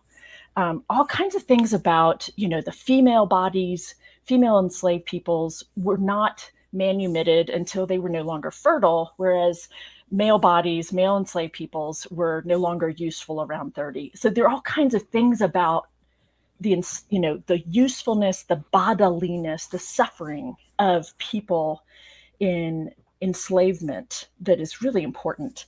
And when I think about apologetics and this issue of comparing, first century to 20th century slavery, 16th century slavery, there is not a single element of what I've read in terms of slave narratives, formerly enslaved people's narratives. There isn't an element in that wasn't also present in the first century in ancient slavery. Keith Bradley summarizes the effects of the slave trade on those sold as personal degradation and humiliation, cultural disorientation, material deprivation, severance from familial bonds, emotional and psychological trauma. There's just nothing nice or polite or kind about this. Also, people say that selling someone into slavery, selling a person choosing to sell themselves into slavery, that is actually an argument you're basing on silence. It was such a rare phenomenon that happened. The primary way that people, for the population of enslaved bodies, was people born to a slave. So a woman giving birth within a household, that those children then become slaves. The second is through exposure of children, and all kinds of things that go along with that. So bodiliness, sexual availability. The elder Seneca notes satirically, unchastity, right, is a crime in the freeborn, a necessity for the slave, and a duty for the freedman. So we got to populate the empire, right? Let's go to the next slide. I realize I might go over my 5 minutes, but I hope you'll be okay with that. It's okay. I'm trying to keep it to the main points here. So the gospel parables and the words of Jesus, the two highlights here from my perspective are that Jesus uses enslavement language to talk about himself and his relationship to his disciples. He tells them that the greatest among you must be slave, doulos of all. He draws the most common language that he uses in his parables. It draws upon that of slaves or enslavement, right? He talks about fishing and leaven and weeds and and enslavement, slave bodies. As Jennifer Glancy says, I find no way to recount Jesus's parables without repeating the violence against slave bodies that they iterate. So we don't have time for me to explain all these, but some of this is just, I hadn't seen it that way, or my tradition growing up had taught me to focus on this element. Like the prodigal son in Luke. Everybody talks about the two sons. Well, what about the slaves who make everything possible and keep the household running? And they are the ones. They make a contrast in that story between a son who's been rejected and now embraced, and the enslaved peoples coming to dress him, to robe him. They are not fully human. They're not fully important. They're not a part of the honor system that's taking place here. The dinner party where the man sends his slaves out to invite everybody, and nobody responds. And so, well, then let's invite the least of them out there, the poor, the physically infirm, but never did the slaves actually get invited. right? What's happening there? The enslaved person who's forgiven a huge debt, right? And the master is just so gracious. And then that slave turns around and beats up another enslaved person who owes him. And all these other enslaved people are like, hey, did you see what just happened? They went and reported it to the master. And so then the master has him tortured until he can pay. There are people who played that role, who actually would, the manseps, they would actually, that was their role, was to torture or even execute naughty slaves, right? This is real. These are real lives. This is real suffering, physical abuse that's happening. The story of the vineyard, right? The one where the new tenants are running the vineyard, and the master sends a slave to go collect the rent, right? And they physically abuse, rape, torture, kill, whatever, right? Just trying to get to the point here. And he sends his son, and so the awful part is that they would treat the son with such dishonor as they treated these non-fully human people, these slaves, who really cares about them, right? But this is Jesus' story, and I happen to read that vineyard story a little bit as a critique of what's happening, right? The men in the temple owning these properties and renting them out, and how they're mistreating everybody. I do read it that way. But in the midst of it all, we have these enslaved peoples who make the story run, that people don't talk about. It's almost like they're pushed to the side because they're not really the point of the story, and yet there they are in the story. Matthew 25, I didn't put it on the slide, is the one with the 5 foolish and 5 wise bridesmaids, that's usually said. Mitzi Smith makes a compelling argument that those are actually enslaved women. They are at the reception. They are gifts to the groom, right? And 5 are wise and 5 are foolish, and everybody gets worried about who's been well prepared. But really, that story also shows us what we know about slavery for people in general, which is they are constantly having to be on the watch. They are you're working all day, and then you come home from working in the fields, and you work in the kitchen too, and you have to be on guard and ready even into the middle of the night. And the exhaustion and the utter, this story gives voice to this reality. And Jesus, in the Matthew 25 example, doesn't seem to have a problem with it. He's holding up this scenario as, see, you better be this way. You better be ready to go all the time. I forgot to note this in the story about the enslaved person being forgiven a huge debt and then not returning that same forgiveness. Jesus, at the end of that parable, says, and so your Father in heaven will treat you if you do not forgive others. So it's like Jesus does not seem to, I mean, I like to talk about as you pointed out for us, David, just the God of the Hebrew Bible versus the God of the New Testament. They both have graciousness. They both have horrific tempers, and this is one of those moments where, Jesus is saying that God, your Father, is actually going to whoop your ass if you're not. I mean, he's working with an understanding that people had, and he's not challenging it, right? Let's see. Yes, his parables rely as much or more on the imagery of slavery than anything else. I think that's good enough for that topic. Let's go to the next slide, please. Letters of Paul.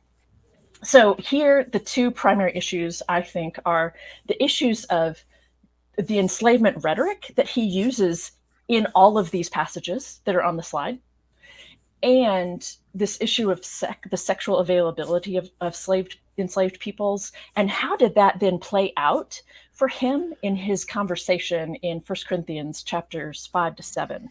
Was he aware of? He had to be aware of the sexual availability of slaves. So how did that play out when he's having this conversation with the people in Corinth about porneia, right? That sex that's beyond between a husband and wife is porneia. Well, what does that mean when the husband is having sex with the enslaved person in his house? In the first century context, nobody saw that as morally problematic. And a slave person, an enslaved person's body was useful and available, and they had no consent. It wasn't the enslaved person themselves were not seen as morally responsible. And the person using them, this was also seen as morally neutral, right? So the fact that Paul never comes out and specifically condemns the sexual use of slaves in this context where he's trying to address porneia, he doesn't actually do that. That actually says something about his potential elitist, classist perspective and not knowing what to do with their realities. Were enslaved peoples actually allowed in the church body? Is Galatians 3 actually real? 3:28, right? There is no longer Jew or Gentile, which I think we can all say is his big issue in that letter. But he also says slave or free, male and female. And I love to champion that passage. Don't get me wrong, because I love what it says, even though I don't think he himself lives up to it in the rest of his life. And in fact, in chapter 4, he reverts back to slavery rhetoric. He reverts back to the sexualized element of enslaved women when he refers to Sarah and Hagar. So it's like he has this, whatever Galatians 3:28 actually is supposed to mean is one thing. He underscores his points by pointing us back to the very embodiment of enslaved peoples, the structure of enslavement within society. He depends upon over and over and over in all of these letters. 1 Corinthians 1:11, Chloe's people. I mean, some of these things I just never stopped to think about, right? Like bodies in her home, right? Her enslaved peoples she's sending as her messengers, right? And I have been disturbed by things like chapter 6, you're not your own, you were bought with a price, right? So Jesus is at the slave market buying humans, right? I mean, it's like this is the language going on here, right?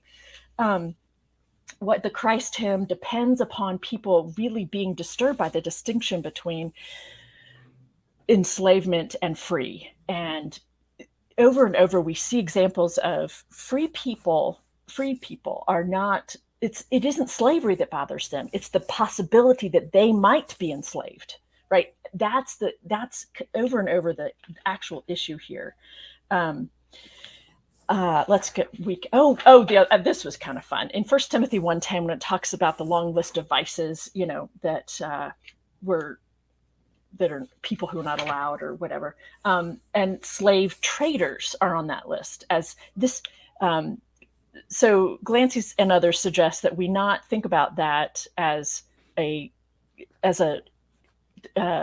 condemning slavery itself, more like, well, we all know that there's a general, used car salespersons, right? They don't have such a great reputation, but nobody is out there saying we should stop selling used cars. It's just that we have this understanding of the people that do these kinds of things are not exactly the person you want to invite over for dinner, right? So slave trader is, we're talking about the morality of the person, not the issue they're actually participating in. So we can move on to the next slide. This is quick and easy, but aside from the fact that I just don't really, the anti-Semitism of this, or the anti-Judaic nature of this book is overwhelming to me. But also, there's some elements to note, right? Peter and Paul connect to communities not through enslaved peoples, but through the heads of churches. It raises questions about whether or not enslaved peoples actually were on the same footing as their masters when it comes to the church space. That's a minor detail, I think. But, we have something like in chapter 12 of Acts, where when Peter is freed from prison and he runs to Mary's house, and Mary's enslaved person, Rhoda, opens the door, right? Peter quotes from Joel that your male and female slaves will be given, this prophecy, completely unironically, right? Your male and female slaves. Really interesting to me, and obviously not at all surprising, is that, while the Exodus story itself, was used by abolitionists over the centuries, the Exodus story in the book of Acts, however, is used not to talk about the the little element of enslavement is not even in the story, in the summary. The focus is turned elsewhere.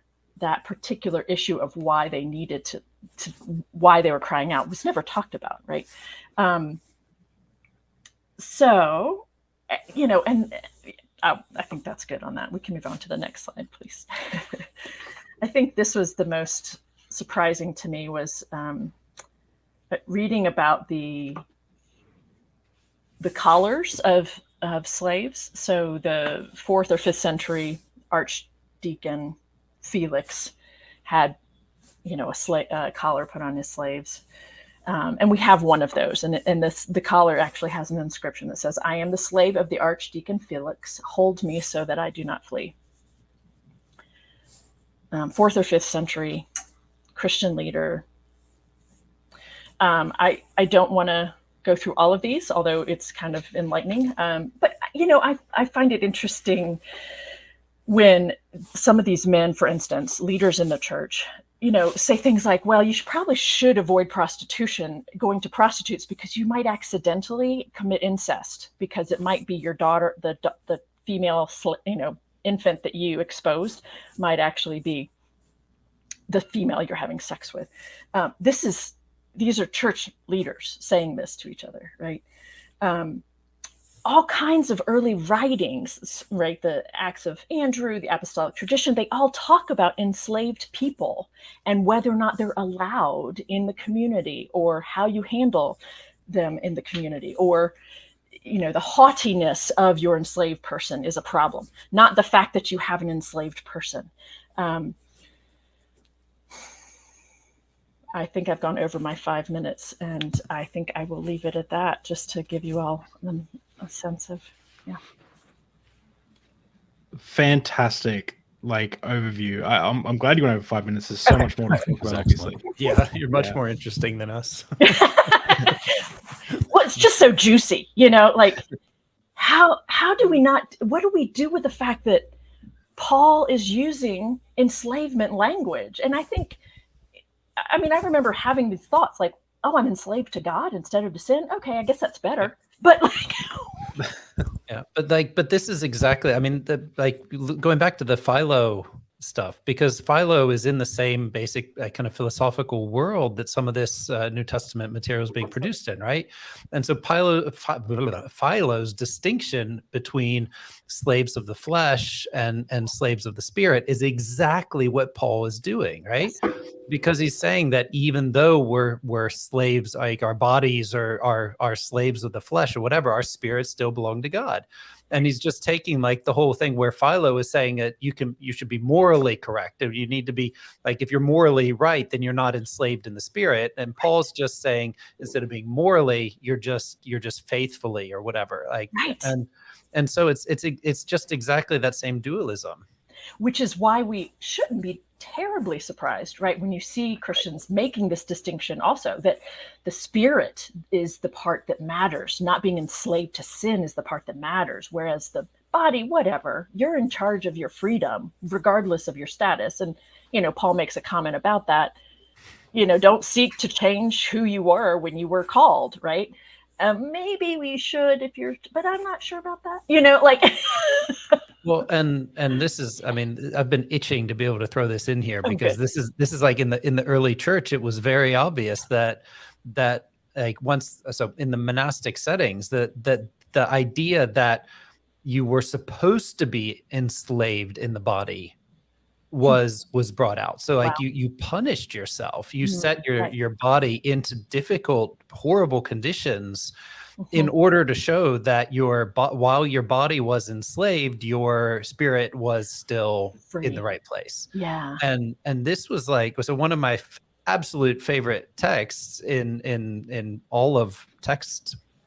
That was very horribly formulated, but it is an early Christian text is the Acts of Thomas, which is a Syriac text, and it's about Thomas. And so the tradition says, and this is a really important thing in Syriac Christianity, because Thomas is supposed to have taken the gospel to India, and he takes it, of course, in the Syriac form, and the Acts of Thomas begins by saying the disciples are all sitting around a table in Jerusalem and casting dice to see who's going to go where. Oh, this is a great story. Yep. Yeah, and the dice fall on Thomas to go to India. And and Thomas is like, what? No, that's stupid. I'm not going to India. And they're like, you have to go. And he's like, no way. What does a Jew like me have to say to Indians? And he leaves. And then the next day, this Indian guy is walking through Jerusalem, and he's an Indian merchant, and Jesus sees him. So Jesus is still there when this is going on. And Jesus goes up to the guy. He says, I have a slave who I want to sell to you. And he points down at Thomas and says, okay. And they bargain about him. And Jesus sells Thomas for 20 pieces of silver and writes like a note that says, I, Jesus, son of Joseph the carpenter from Bethlehem in Judea, acknowledge that I have sold my slave, Judas Thomas, to Copan, the merchant of Gudnafar in India. And then Jesus calls Thomas over and says, hey, here's this guy. And the Indian guy says to him, so is this your master? And Thomas says, oh yeah. And he says, oh, well, I just bought you. And Judas was silent. Yeah, there's the text. Thanks. So it's just like literally it ends with Thomas just saying, yeah, I'm his slave. And then the story continues with literally this merchant takes Thomas to India. And then, of course, Thomas converts India to Christianity, and woohoo, everything's good. Except he didn't. I mean, yeah, that worked well. Yeah, it's a very Christian nation, India. Yeah, but then this becomes a very important text for Syriac monasticism, where they're like Syriac monks are inspired by this story. And even in some contexts, like will go to extreme measures to show that they are enslaved to Christ, like bodily, and keep that distinction that they're righteous in their spirit, but their bodies are basically worthless. So can I take this back, because I think there's a sort of the elephant in the room here that's probably going to be the most important question that people are going to ask about this particular section of the discussion. You mean why I didn't refer to the directives to slaves? No. I was thinking of something even more. Okay. So Kip and I just did a debate a couple of months ago. And one of the apologetics that, again, we'll get into later, but I think it's important to talk about it here, is that, well, yeah, Old Testament slavery, bad, but like God is working with mankind, condescending. But by the time you get to the New Testament in the early church, it's condemned. So slavery is condemned. So in the context of what you just gave, that little chuckle tells me what your answer is going to be.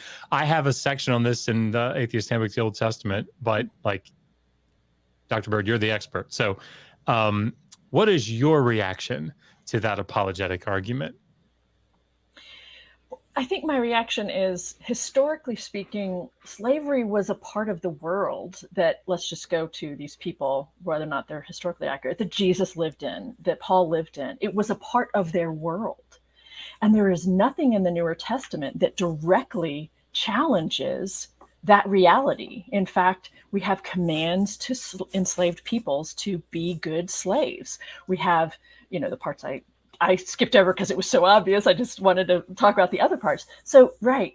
I would invite this person to consider, what does it tell you that Paul uses rhetoric that comes out of enslavement scenarios to talk to the people in these various parts of the world, of the Greek and Roman context? Like, what does that tell you about whether or not God is condemning this institution? If Jesus is using the language of this institution to talk to people, Jesus is telling stories that hold up abuse of humans and not in any kind of a way saying this is a terrible thing. What does that say to you? Can you process that? And I have to be honest, it took me a bit to get there, because even at my stage of academic pursuit, it was still hard for me to actually acknowledge that Jesus tells these parables that are where he's holding up the abuse of enslaved peoples as something to emulate or as a threat, so people will behave a particular way. But those two stories of the unforgiving enslaved person and the one of the Matthew 25, the foolish and wise young women, like those two stories in and of themselves to me say that Jesus also wasn't there to denounce the institution of slavery. He's not saying anything bad about it, right? And it's hard. Here's the thing, the person that you pose, Josh, I mean, it's hard to get there. If it was hard for me as a scholar and who came from a Christian background, right? The first time I was like, I had Mitzi Smith's like piece on slavery and torture and kingdom rhetoric, I'm like, I don't want her to be right, but she's right. I think she's right to point this out and say, this is problematic that Jesus is doing this. And then some of the more heavily theological passages in Paul's letters, right? Galatians 4 and the heir and the slave, the enslaved person, whether or not you're a son, the issue of family relations was denied to enslaved peoples, right? So it's a powerful thing for a male, Paul, to be saying to people, and in particular, this issue of male slaves, enslaved peoples, as you all said, for the Hebrew Bible, Second Temple Judaism, they were there to populate, they're useful for, physically for labor, but also they didn't get to claim any of their own children as their own children. They didn't get to be a father. They weren't actually talked about as being the son of someone if they were born into slavery. The family ties are cut off.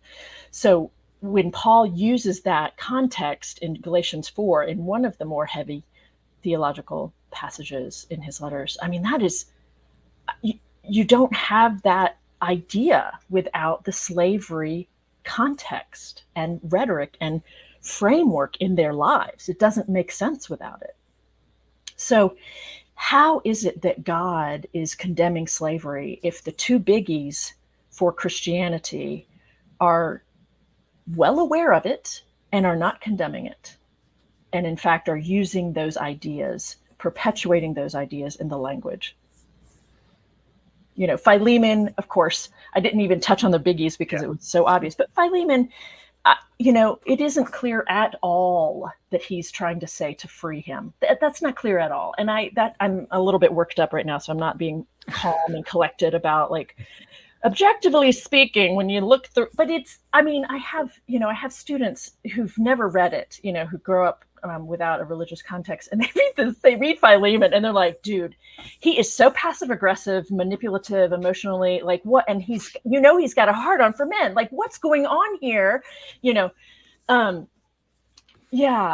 letter, it's not clear. Paul is ridiculously, informative and directive with his claims elsewhere. And he is very, very, what's the word?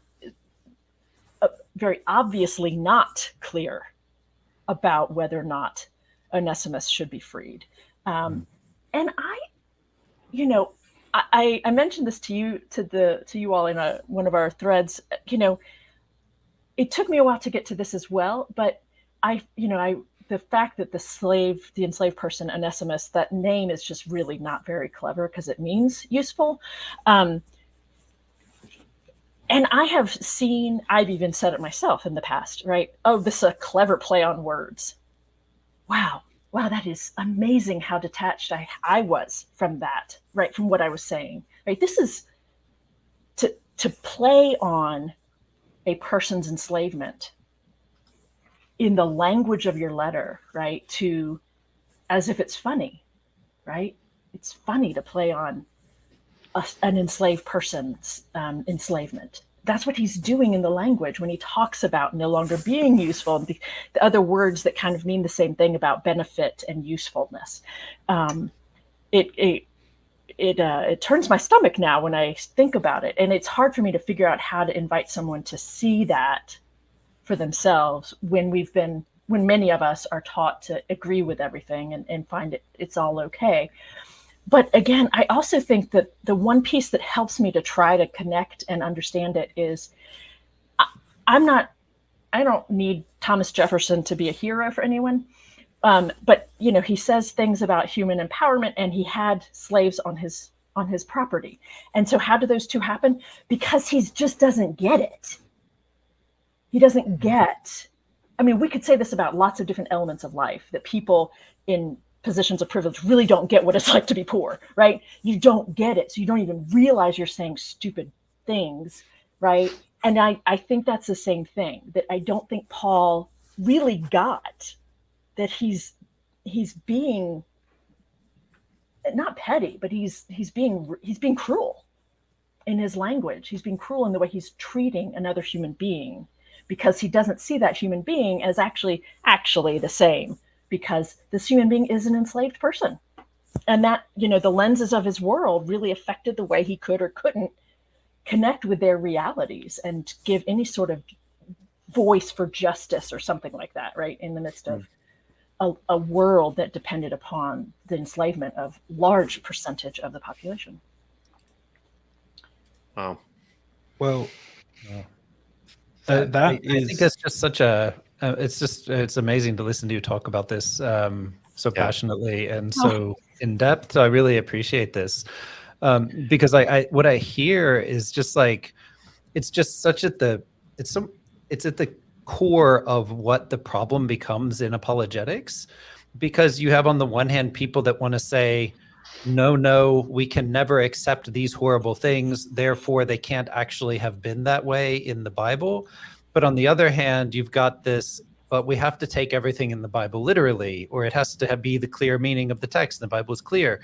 And so then like you get this double-edged sword or whatever that you can't get around it. And like it causes so much weird cognitive dissonance. But at the same time, everyone's just trying to find solutions. And it's just so much easier when you finally get to the place that you can take a step back and say, I can study this text to see how people thought about these things and interacted with different areas of society and theology and philosophy in antiquity. That's it. Right. And then don't have then we don't have to say, and then make bearing on my life or on whatever. It's because if it doesn't matter what Jesus thought or Paul thought about slavery, it's really interesting to talk about it. Right. But the scary thing for people is when you have to talk honestly about what those ancient texts say and do with these hard topics, and then make it apply to your life or have to be true to you in some way. And so to be free from that burden, suddenly it's just like, oh my gosh, that's unbelievable that that's the way these people are interacting with enslaved peoples. But it's just really, really, really, really hard when you're convicted, with a Christian conviction that you need to keep the text relevant and true. Right.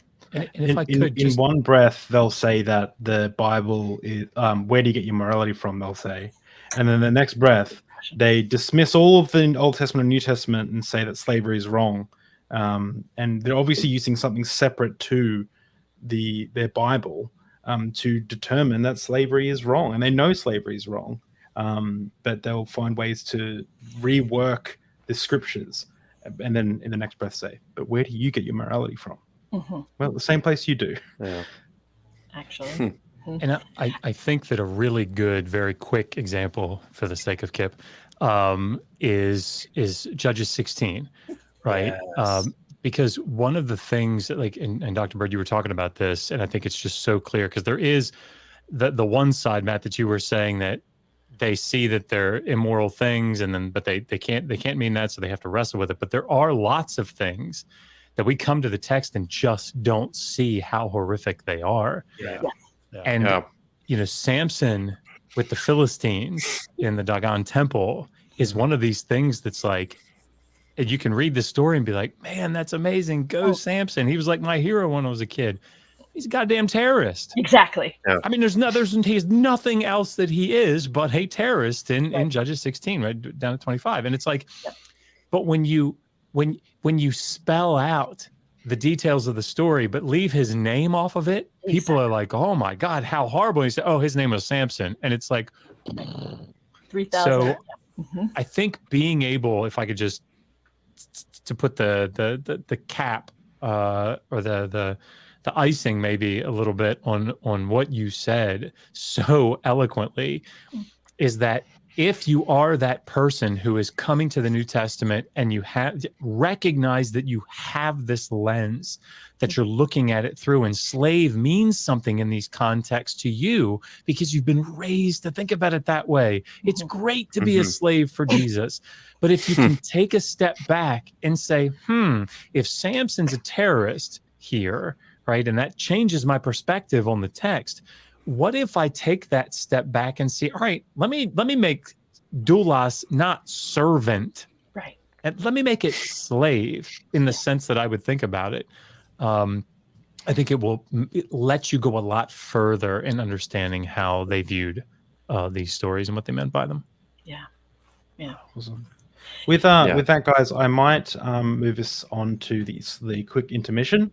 Can I it'll be about 5 minutes. Very quickly? Yeah, sure. So sorry. I just want to offer one other thing, which was because it was so helpful for me, not about New Testament text, but early Christianity, that the move to use chains, the neck, whatever, instead of tattooing faces as enslaved peoples, was Constantinian. He didn't like how rude, how cruel the tattoos on the face were. And most of the slave collars that we do have are Christian. They have the Cairo, Alpha and Omega, some sort of, right. So and so that's late, right? That's 4th century. So we're just talking, okay. Just want to put that out there. Whoa, that's brutal. I did not know that. That would be an interesting piece of the museum. So I'm going to let you guys duck off and go to the toilet, and I'll say a few other things, and then we'll be back in about 5 minutes. So I'll just let everyone duck out. So thanks everyone for coming out. I've got a few things I want to mention. One, don't go anywhere. This next section is going to be fire. But first of all, we got a giveaway. Everyone who comments #slavery will get a signed copy of this book. Well, not everyone, sorry. One person out of the group of people here will get a signed copy of this book, signed by Dr. Josh himself. So write #slavery. I'll show you exactly how to write it in the comments section. And then after we come back from the break, make sure there's no spaces at the end or anything like that. I think that might stuff it up, but we have a giveaway tool. It says we've got 5 entries already, which is really, really cool. Secondly, I wanted to shout out everyone's links. So let me just do that. Oh my gosh. Okay. So first of all, if you want to get this PDF, which has all the arguments and apologetic claims categorized, which we'll be going over in a sec, you can go to deepdrinks.com/slavery, and there's a you put your name and email in, and you can subscribe if you want to. You don't have to, and then you'll get emailed the PDF.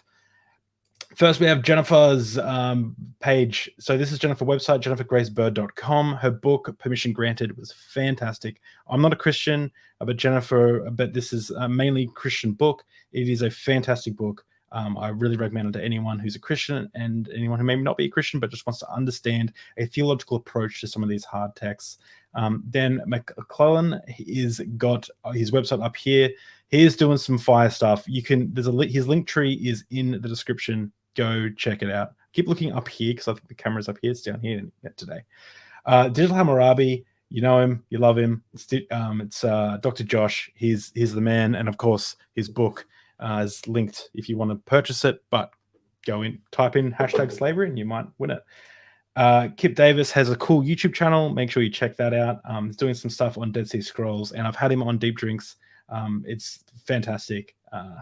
And Matthew Monga. Now, I want everyone go to Twitter and follow this man. He's got 91 followers at the moment. Let's see what we can get that up to. He's going to announce something very big in the coming few days. So yeah, go follow, because it'll be exciting for everyone who loves Matthew. And of course, you can buy Dr. Josh's book, Did the Old Testament Endorse Slavery, which I've already mentioned. Cool. So let me just get rid of that. The last thing I want to kind of mention before I go grab myself a coffee is that we have our next panel coming up, which is going to be a fun one. So, guys, this is the trailer to the upcoming panel in April.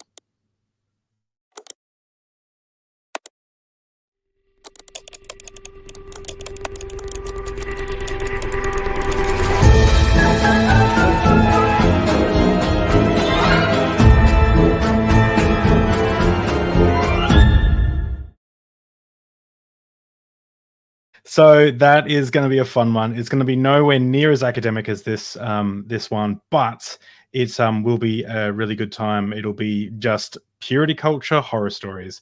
We know what purity culture is. We love it. It's fun to look back on. Sometimes traumatizing. So guys, do #slavery. I'll just find out how many we've got. Got 53. You got a 1 in 53 chance at the moment to win that book, that signed book. And I'm going to go grab myself a drink. We'll be back in a few.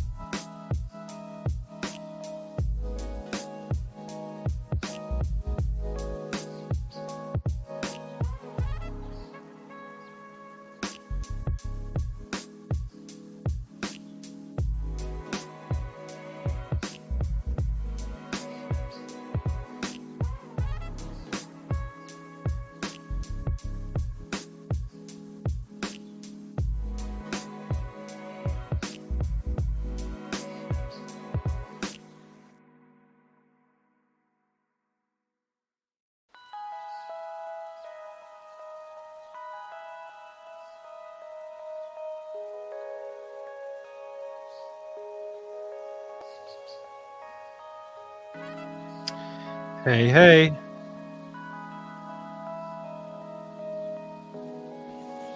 Hey.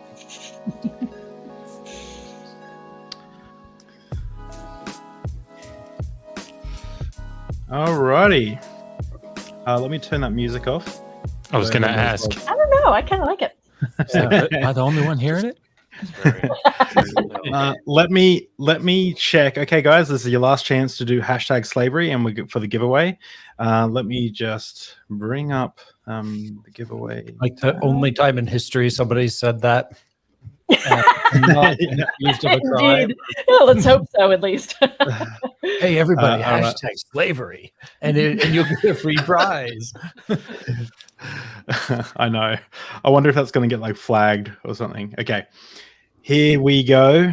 Let me just come on. This is what happens when boomer adjacents. Kip, you remember these? Shit, I didn't see it. Oh yeah, man. I miss mowing more than Oh, anything. I think. It's like the best Norwegian chocolates. It's 10 o'clock in the evening here, In guys. big- So Okay. I lunch, apologize that I'm chowing you know- on chocolate, but I'm trying desperately Stay to awake. keep the energy Alright. level up. Orstein Okay. has sent me quite a number Let's- of quick lunches. Yeah. Nice. Let's do the draw. We got 67. All right, guys. Let's see who's won the signed copy of Did the Old Testament. Well, I hope it's my daughter. Did the Old Testament endorse slavery? I hope it's not me. All right, here we go. Come on.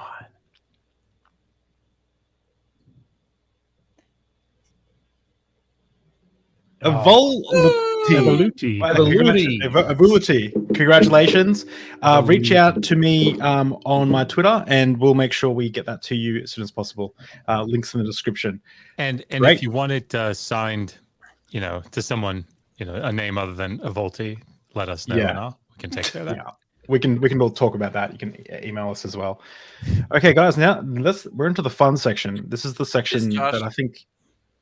Is Josh Sorry? going to use his raft of scribal slaves to sign it? I'll refer to his wife that way. Oh, I'm glad that Megan's not watching as much as Wow. she would like to. She's got all the kids. Because Well, that would get me in a lot of Josh- trouble, Dan. Thank you. Josh, you did say to me one day not long ago that you would get stuff done if it weren't for your 6,000 children or whatever. he did say that. This is true. This is true. So I mean, yeah, I don't know. That's why he doesn't sleep, right? Yeah, it's why he doesn't sleep. Okay, so this document that we've put together has a catalog of like everything that we could find for the apologists, and this amazing image that I made yesterday. I just love Mike Winger's face. So the categories, I thought we could go through the categories and we could kind of discuss them. If you've got any other ideas, we can just it's a very casual part of the conversation. But I want to talk about the first category, category A, not real slaves. It wasn't real slavery. It wasn't race-based. It was nice slavery. Sorry, this is a section where I feel like I'm going to want to talk all the time. Oh, yeah. I'm going to try to make myself not Actually, I did actually forget. Dan, Dan's you got had a an introduction for this. I totally forgot that you were presenting this. So I'll give the floor to Dan. Well, I do have a brief introduction. I'm not going to put up a slideshow or anything. Not quite taking it as seriously as the rest of the panelists. But I just wanted to briefly introduce my perspective on what's going on with apologetics regarding slavery. Apologetics is something I address frequently on my social media channels, and I have pretty strong feelings about it. But there was a super chat question earlier that kind of caught my eye that might offer a good kind of segue into this discussion if I can find it. And Do you remember what it was about? Because I'll pop it up. it was a yellow one. It was about how scholars use sociological frameworks to try to reproduce the mind of ancient readers to be able to interpret the text. Do you remember how long ago? If you just click on comments and then go to the starred ones, Oh, there we then go. you'll Okay, see let's it. see if it's in there. It's almost at the bottom. Okay, yeah. So we have in studying/interpreting the Bible, how do scholars use sociological perspective to put themselves in the shoes of the author? WRT, supernatural claims with reference to, I assume. With respect to How do you interpret the author's motives/beliefs? That's a very complex question and a very interesting one. There are sociological frameworks that people use. I actually specialize in cognitive frameworks to try to take what we can discover through experimentation with living informants about how we think about deity and identity politics and religious identity and that kind of stuff, and then see how we can superimpose those insights on ancient texts. And cognitive linguistics, cognitive science of religion, those are two frameworks that I've used for this. And one of the things that it took me a long time to learn to kind of disabuse myself of is the very, very common assumption that texts have inherent meaning, that somehow metaphysically there is meaning that is residing in those texts and that we're somehow unlocking it, and that we can, there's this meaning is hidden somewhere and there's a way for us to excavate it and find with confidence that actual meaning. And that's just not the case. Every time we read a text, and particularly texts like the Bible written a long, long time ago in a place far, far away, for most of the people on this panel anyway, we're reconstructing the meaning ourselves, and we just have to kind of hope that we have reconstructed something that approximates to some degree what was intended by the authors, what was understood by initial audiences. And it's a phenomenally complex process, but it also means that there is a lot of leeway in how texts are read and what they can understand, which is one of the things that gives people the opportunity to negotiate with the text and try to make it say things that are going to serve their interests. And something I'm fond of saying is that every engagement with the text, as any kind of authoritative text, but the Bible particularly, is an attempt to negotiate meaning out of it that will either make it more meaningful or more useful to us. And we're frequently unconscious of the frameworks that are guiding that negotiation, that renegotiation of what the text means. And frequently we are being guided by a desire to curate, to advance, to protect, to promote the social identities that are important to us and our standing within them. And so that intuitive impulse, which is evolutionarily installed, it starts from the need to belong within a social identity to really survive, to progress, to live long enough to reproduce. Evolutionarily, we want to be safe in our social standings. We want to know that our social identities are good, that we are good, and we want to advance our standing within them. And we're not even aware of the many different ways that our minds project our experience of the world in a way that facilitates those goals. And so frequently the readings that resonate with us, that we're the quickest to go to intuitively, are those that are going to advance our interests, protect our standing, promote our social identities. And if we're not aware of those, if we're not interrogating them, if we're not thinking critically about them, we're just going to blithely do whatever our intuitive cognition drives us to do, which for most apologetic arguments is going to be to make the Bible what our community asserts that it is, which is usually univocal, inerrant in contemporary Christianity. Univocality is the assumption that the Bible speaks with one unified, consistent voice. Two passages cannot disagree with each other. If they seem to, it just means we are misunderstanding one of them, and we have to understand better what the original authors intended. And when we do that, again, intuitively, subconsciously, we are going to be pushed, nudged subconsciously towards centering and prioritizing whatever agrees with our ideologies, and then reinterpreting whatever does not. So this process of harmonizing, reconciling the Bible is a process of figuring out what makes the text most meaningful and useful for us, and then rereading whatever does not, so that it then aligns with what makes it meaningful or useful. And so for apologists, it's frequently going to depend on whatever ideologies, whatever ideals, whatever standards exist within the social groups to whom they are speaking. And for some, they are going to want to deny that slavery was approved at all. For others, they're going to want to try to kind of lessen the severity of what's going on there.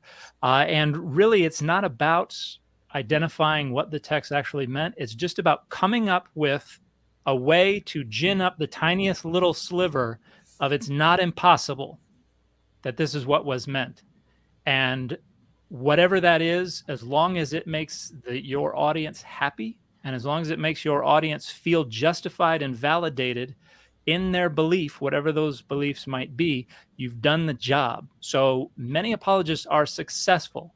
They're not accurate, but they're successful to the degree that they help other people feel validated in believing that the Bible is inerrant, is univocal, is the very word of God. Unfortunately, the data don't support those arguments. And so let's get into looking at some of these arguments, talking about the data and what they really indicate about what the Bible says about slavery. Thank you. Can I just ask Dan, are you drinking gin? Like all the time? I'm gonna tell you a secret. Gin makes me nauseous. I haven't had a drop of alcohol in a little over 20 years, but when I got kicked out of the University of Northern Colorado in 1998, I came home and decided to drown my sorrows one night, and what was in the fridge was a bottle of gin, and I had the worst night of my life. And so Wow. just a dumb story in case. When you say gin, we need to get you to come on Deep Drinks and just tell that story in long form for 2 hours. That sounds like an amazing story. Well, I thought I would immortalize that just real quick before we move on. But thank you, Dan. No, these are things I talk about a lot on my social media channels, and so obviously once you get me going, I rant with the best of them. That's great. And, what's your comment? You've become a meme. Okay, let's hear it. Is what you say? Is it? Yeah. All right, let's see it. Yeah, let's see it. That's right. Yeah. Great. Oh. So that was a fantastic opener. Does anyone have any thoughts on that before?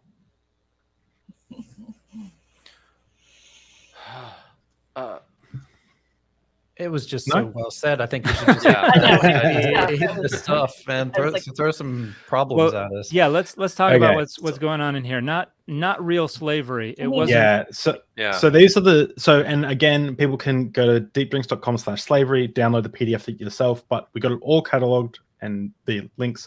But things like, I'll just read out a couple. It wasn't real race-based. It was only temporary, just 6 years. Slave owners were commanded to treat slaves as employees or hired workers in terms of the work they gave. They were given security and provision and room and board. Slave owners were commanded to maintain family unity. Lifelong servitude was not permanent unless voluntarily entered into. If slaves were injured, they would be set free without debt. Slave owners had to give liberally to a freed slave. So if I may be, sorry, Kip, go ahead. No, I was just gonna start with the race-based one. Couple things here. I mean, yes, I think right away we need to point out that the white supremacy was not a thing in the ancient Near East. They all understood themselves as part of the same anthropological fabric. So what this meant in reality was that you could be a slave or you could be an enslaver. It just it happened to be you're all the same substance, but you fall on different sides of this spectrum for a variety of different reasons. So that out of the way, this doesn't affect in any measure. It doesn't provide validation for the treatment of any other people, whether it's on the basis of their race or the fact that they were captured in a war, or that they were found in this situation of misfortune through economic depression. It just shouldn't make a difference. I do want to. I'm trying to remember her last name. I'm just trying to blank her last name. Denise, who's a New Testament scholar at Williams, has been doing some scholarship on the creation of race and why this new race within Christian scripture. So this concept of race and racializing is not as modern as some people are saying right now to try to make things clear and complicated. But I just wanted to note that, but it doesn't dismiss anything of what Kip just said about the way people found themselves within this system. But also, it seems like a lot of those comments in that it wasn't real slavery category come out of a misunderstanding of reading Hebrew Bible laws. And the issue for most Christians, it seems to me, is just as relevant when we're talking about the Newer Testament and early Christianity, right? So this, whichever collection of scriptures you want to talk about, the reality of slavery was real. I mean, so it's almost like, no, this is just an underinformed claim. They're just not reading the history. They don't know about X, Y, and Z. Yeah. It seems to me. And I think this is a distinction that doesn't really change the fact that it's still chattel slavery. I think some people think if you identify it as not race-based, that somehow throws out the baby of chattel slavery with the bathwater of race-based slavery. But the whole concept of race as a dimension of skin color or something like that was kind of formalized as a way to rationalize and justify chattel slavery.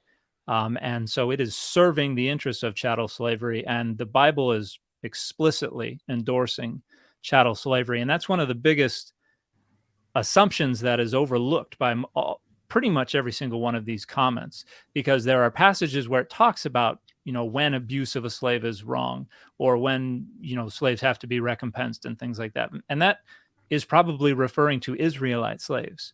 Whereas there are other times when it's referring to foreign slaves, people who were bought or conquered, who are not Israelites, where the slavery is very, very different. It's chattel slavery.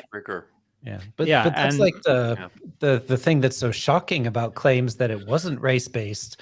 And so, okay, fine, we can discuss what race is compared to ethnicity or whatever kind of belonging, community groups, whatever we want to talk about. Like, sure, maybe the concepts weren't exactly the same of what those things were, but like it's literally the only category separating slaves in the Bible is based on that belonging to the group or not. Right. Mm-hmm. And so it's not like you can say, oh no, it wasn't race based because they didn't know much about race back then or something. Like literally they say like if it's one of us, here's some rules, but literally anybody else, you can buy slaves, right? I mean, and this is just the shocking thing that you can try and say that it's not an othering of it. They're saying the foreigners outside here and the foreigners living here, feel free to take them as slaves. But Josh, do you want to tell me? Yeah, I just no, spot on. But sort of. So that everybody understands, when somebody like Frank Turek in his, I gave my ASOR paper this year and I used in that section of it, Frank Turek's like 7 points that he has on his dumbass PowerPoint. That slide. I hate that slide. Was Frank Turek not at ASOR? And yes, surprisingly. But the reason that these guys bring this up is because, and everybody on this panel knows this, and probably almost everybody watching, but just so it's clear, is they're just trying to draw a distinction, any kind of distinction, between the slavery in the Bible and the slavery in the antebellum South. And if they can draw one, if they can nail one that they think is like, I don't even say think, if they can make you think is essential to antebellum slavery, then they've drawn the contrast between those two, and now you can disavow yourself of any connection between those. It's an insidious thing to do, because a lot of the things that you've said, and we could talk as much or as little about this as you want, but like a lot of the things that you were pointing, like, oh, well, they have to do this for the slaves, or they can only serve for this, or they couldn't abuse them, or something. So many of those arguments you could make for the laws in the antebellum South. I mean, like, right. Let us not be confused or misled here. You know, be not deceived. This panel is not mocked. So anyway, I think that's such an important point that Dan makes. Is that, you know, the apologetic agenda here, and as it is in so many other places, is just answering this question: is it possible? Right? And if it's possible, then that's what we're going with. It's right up there with my other favorite slogan for apologists is, "Can I harmonize this?" Which is something I actually saw in a chat on a video once. Yeah. But this is what it's all about, right? And that's even the very last bullet point on category A. Slave owners had to give liberally to a freed slave. If only Deuteronomy 15 counts. Yeah. But it doesn't. And that's an example of saying, well, this helps my argument, so I'm going to reinterpret this, and I'm going to say that, or just ignore it altogether. And it is astonishing the degree to which apologists have refused to acknowledge the distinction between chattel slavery and debt servitude. Like the first time I watched William Lane Craig talk about slavery and say, oh, it was all voluntary, it was all debt. So it was like, did something get edited out? Like, you cannot possibly think that is representative of the entire text. And for literally weeks, I was like, I'm missing something. There's no way this dude is just going to ignore all of these passages that are so explicit. It's bad faith. It's actually like I thought a lot of these apologists were just, you know, they're doing their best to try and, like, okay, like let's try and make the best of the bad situation. But no, that, like, a lot of them are just being, at least from my perspective, I have no doubt in my mind that they're bad faith. They're trying to pretend that the Bible is saying something that it's not, in order to keep people and in order to remove the cognitive dissonance that people get when they read those scriptures. And even if we assume that we're going to be very charitable and say they actually don't think that chattel slavery, the reason that so many people do, in my experience, is they don't understand the definition of chattel slavery. And so when people hear chattel slavery, they make a connection with the antebellum South, and they say, okay, well, that is chattel slavery. And so that means that chattel slavery requires that you can strip them of all their rights, and that you can beat them to death, and that you can do all of these horrific things. And only then is it chattel slavery. And that's why, like, in the beginning of that really short little presentation, it's like, I have to get the definition in there. Because chattel slavery is slavery that is not contingent upon the repayment of a debt, period, your property. That doesn't mean that every right is stripped from you. It doesn't mean that, as Paul Copan says, you can treat them as a beat up old couch. It doesn't mean any of that. And that's why I think it's so important that, recognizing that in the ancient Near East, outside of the Hebrew Bible, slaves had some rights. Yep. I mean, like, that doesn't mean that they weren't chattel slaves, folks. Right. I often, sorry to interject, I know that this panel is about you guys because you're the experts, but I often, when I run into apologists, I won't even use the word slavery. I'll just skip all of that nonsense, and I'll just say, is it morally okay to own another human being as property? Yeah. And then they'll tap dance. I'll go, is it okay? Has it ever been okay to own another human being as property? Well, and you have to understand the context, David. Own, right?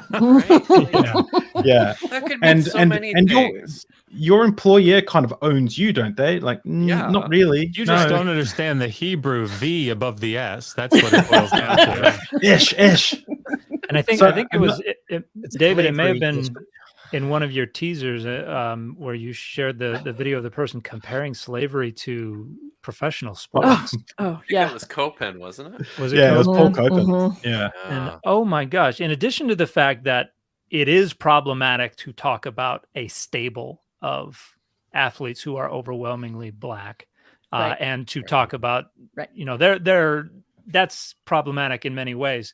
But at the same time, good grief, how desperate to make this go away do you have to be to be like, yeah, it's just the same. Like on the face of it, that's just laughable. But this is why folks that are watching, like, just because somebody has doctor before their name, and I'm not taking anything necessarily away from Paul as a person. I've spoken with Paul. He's a really nice guy, but there's a reason that people specialize, and like you have to figure out and look at what is it that people know about this particular topic. Where have they been trained? And who are they citing? And I think since we're talking about apologetics, Josh, you and I have talked about this in the past, something that's gone on with some other apologists who are trained in fields well outside the fields they're commenting on. This is a technique that I first heard about at Trinity Western KIP, where we read God's Word in Human Words by Kenton Sparks. By Kenton Sparks, where he talks about the method of sending people out to get advanced degrees in what he called the soft sciences, Assyriology, Egyptology, textual criticism, all these other things, so that you then have the authority to come back and then talk about the problematic issues that you have not been exposed to, and so your faith has not been threatened. But now you're going to come back and you know, lower the hammer on these issues in a wildly uninformed way. I mean, if you're talking about documentary hypothesis and you're not citing anything from after 1960, I mean, it's really clear what's going on. And I think this is going on with slavery as well. There are a lot of people who have not done their homework, but because they have that PhD, there are enough people who are going to say, I trust them, therefore I feel validated. It's like when Jordan Peterson comments on climate science. He's like, oh, well, I've read 50 books on climate change and I'm not convinced it's man-made. And you're like, oh, okay. What information do you have in these 50 books that the climate experts don't? And go ahead, Jeff. I was just going to say, as a person that falls squarely into this category, you know, I have a master's in theology where I studied a shit ton of Hebrew and I taught Hebrew, right? So I knew the languages, but as a fundamentalist evangelical, all I needed was the language, right? Because all of this nonsense about like redactions and recensions and sources, ancient Near East, look, the Bible is handed down by God, right? Period. And so the greatest American that's ever lived. Right. And so why go get a PhD in something that I already master, right? So you go get a PhD in something that's adjacent and that allows you to now hold two fists up and really pound the atheist, right? But the reality is that you don't get trained in critical scholarship. And this is exactly, so you might ask, and I'll shut up, but you might ask, well, Josh, why would you ever talk about the Hebrew Bible? Well, number one, I never, ever say I'm a Hebrew Bible scholar, because I'm not, right? I minored in it in my PhD. But the other thing is, you will never hear me break new ground that doesn't either incredibly vetted, heavily vetted by scholars in the field that are subject matter experts. But even then, like, I'm probably not going to break new ground, right? All I'm doing is saying, here's what all of the subject matter experts in this field are saying. Have fun. And I think you demonstrated that in your presentation by starting from the basics of broader ancient Southwest Asian legislation. And you bring up Jordan Peterson, which is funny because he's on Twitter right now complaining about my criticism of his criticism of the Pope. No. Yeah. You made it. Yeah. You made it. Wow. So R.I.P. my mentions. I just want to throw out there that, like, I think Josh is probably the most humble person in the room at the moment. Because like he's written more books than all of us. He's written more books on the Hebrew Bible, and like he's written a book on how to pray in a dead language. Like, I mean, but like, so it's just, you know, I know plenty of people that call themselves professors in the Hebrew Bible that don't come anywhere near having your expertise and depth of understanding of what's going on. So I think it's very admirable that you make sure that you point out that you aren't doing like primary research on these things or whatever, but you're a very good Hebrew Bible scholar. And we appreciate what you do. Yes, very generous. I called you an expert. And at the some start, of us are legitimate frauds here too. Yeah, right? I mean, that's what I'm not. I graduated from the University of Manchester, and it took me a couple of years before I noticed. I worked at an evangelical university, well, at Trinity for a while, and there's a seminary at Trinity, and I realized, after not too much time, that there's a huge number of these seminary profs have PhDs from the University of Manchester, and the reason for that is because prior to when my Dr. Fodder took the position of the Rylands Chair in Biblical Criticism and Exegesis, it was held by was it Bruce Chilton or Metzger? Is one of these guys. Chilton. I always get it was Chilton. Metzger was at Princeton. That's it. But Chilton was for years at Manchester and accepted all these guys to do like Hebrew Bible text criticism, to do their PhDs.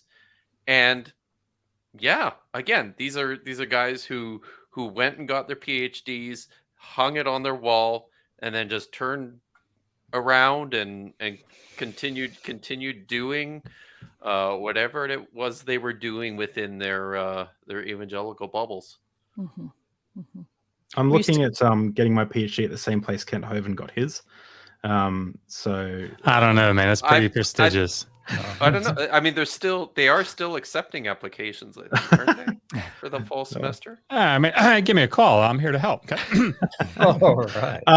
Category B. I just want to. I know you're going to say something, Jennifer. We can segue, but then after that, we'll segue to category B, which is slaves more like prisoners in today's society that were being punished for doing something wrong. So that's the next category. I think the last one, this is the category where we can just call them the bad guys, prisoners of war who are captured. I think I've seen folks talk about this idea that these were people they were enslaving or putting to work because otherwise they would organize and revolt or something like that. And so it's not really slavery. It's just kind of this forced labor. And that I find ridiculous, because the Bible frequently just says, kill all the men. Mm-hmm. That's what they did if they were afraid they were going to revolt. It was a lot more trouble to try to oversee a whole population of people you didn't want to revolt. And so, yeah, that's a ludicrous claim. And I don't know who Jon McCray is, but his screen name is What Do You Meme? Yeah, really, that helps you at all. He's incredibly popular. I've heard of that. 300,000 subscribers. Yeah. I want to. So we're going to be short on time here. So let's try and, unless there's one that's really, let's try and slam through these. But yeah, I was just going to say, to the issue of we're just punishing people, like that. Just again, it's not. People are not informed. They're I like using that phrase, underinformed, because I'm not saying that you're dumb. You just haven't exposed yourself to the right information, right? And the fact that the first two primary ways that people were enslaved in the ancient context, ancient Mediterranean, was you were born into it or you were exposed as an infant. I mean, that's the majority. There's that just doesn't even resonate, with the reality. Well, yeah, and it's just shocking again, the morality that comes out. I mean, how can it be an argument to say, oh, they're just getting punished? Like, I mean, the choices are death or slavery. So, hey, look at how great our tradition is. Like, it's just so messed up. Like, it's just so much easier to say that's bad. Yeah. Like, isn't that okay? Isn't that? God, I don't know. Can I give a small piece of advice, just because I feel like I have to deal with this sort of thing every day? Is a technique that I have learned to use now is when people use almost all of these excuses if you just look at them when they're done and say, therefore, there's a really hard sentence that's coming from them. So, well, it's, it's they had to set him free after 3 years or 6 years. Of course, I'm channeling Hammurabi here. They had to set him free after 6 years, and so, and they had to let him take off on the Sabbath. And you say, therefore, what? What they're going to say after that is going to be very telling, right? And because they're going to have to then say why that justifies slavery. Right. And there's usually an attempt to try to draw a dichotomy between voluntary or involuntary, which is like, oh, they had the choice. No, they're being coerced, they're being forced, they're being threatened, and that's not, that's a spectrum. And when you're on that spectrum, it's not as simple as did they put a gun to your head or did they not? And those are other attempts to use definitions and boundaries around concepts and words that I wildly disagree with, but that facilitates that kind of misdirection and misrepresentation. And a great passage to take somebody to, and I'll shut up, on the whole voluntary and involuntary thing, which, by the way, in the ancient Near East, like, we have contracts that say Ishta Ramanishu, like, from my own free will, that are from infants. Yeah. Right. So Right. Is it? But one passage to take them to in the Hebrew Bible, 2 Kings 4:1. Just have them go there and see, when that the wife of the prophet who says, Elisha, come and help me because the creditor is coming to my husband's dead and the creditor is coming to take my children away. Like, tell me how voluntary that was for her. Right. Yeah. I'll jump to a few super chats because they actually ask some of the questions that are in the document. And we just got a few ones I'll just pop up quickly. Had a thought about slavery and rape, or grape, I'll say. I guess you could say that humanity has outgrown Jehovah's laws. Thanks for the super chat. Important topic. Thanks for the topic. Thank you all, except Josh, who doesn't appreciate being here. Typical. Love this panel. Thanks all. Thank you so much for the super chats, guys. It really means a lot. Fascinating discussion. Thank you, David, and the panel. Heathen Queen, of course, coming in with the men in love with their own PP since the beginning of time. Comforting to know that some things never change. Amazing crew to have here listening intently. Thank you so much. Powerhouse panel. Is awesome to get expert / scholarly perspective on such a sensitive and often misinterpreted subject in the books of the Bible. Skeptics and Scoundrels, great content creator, by the way. Go subscribe. Thanks to everyone for the time and energy sacrificed to make this happen. It's been great to listen and learn. You could even say discussing was enthralling. He jumped on. He's a Patreon supporter, and he jumped on last night. And he helped me with some of this. So nice. Nice. And I'm just getting through all that. And we just had a few. Thank you, Valerie, for just the $10 support and $20 support. I really appreciate it. Discovering ancient history with Pat Lowe, putting things into historical context, rolling eyes. Yep. It's how dare we? And when they move from rehabilitation to fabrication. So now we get to some of the questions. So they were just the support, which thank you so much, guys. Some apologists defend rape and taking women into war for sex by claiming that alternative options at the time would have been worse. Thoughts? I think this is, is this really defending the Bible? It's just saying, well, it's better than the alternative. I don't think that's much of a defense of anything, but something that one of the reasons my channel's motto is data over dogma. Something that apologetics tends to do is not let the data operate on its own terms or follow the data where the data lead. A lot of apologetics treats the data as obstacles to be moved out of the way to get to a predetermined goal. And if you're looking at this and thinking, well, it could have been worse, I mean, what kind of point is that making except for just trying to draw some line of distinction, as was mentioned earlier, and saying, well, we're on the better side of that line than the worst side of that line. Therefore, the Bible is inerrant, univocal, God is the author. It is all inspired, and we win. Or they could just say, I don't know anything about or care anything about women.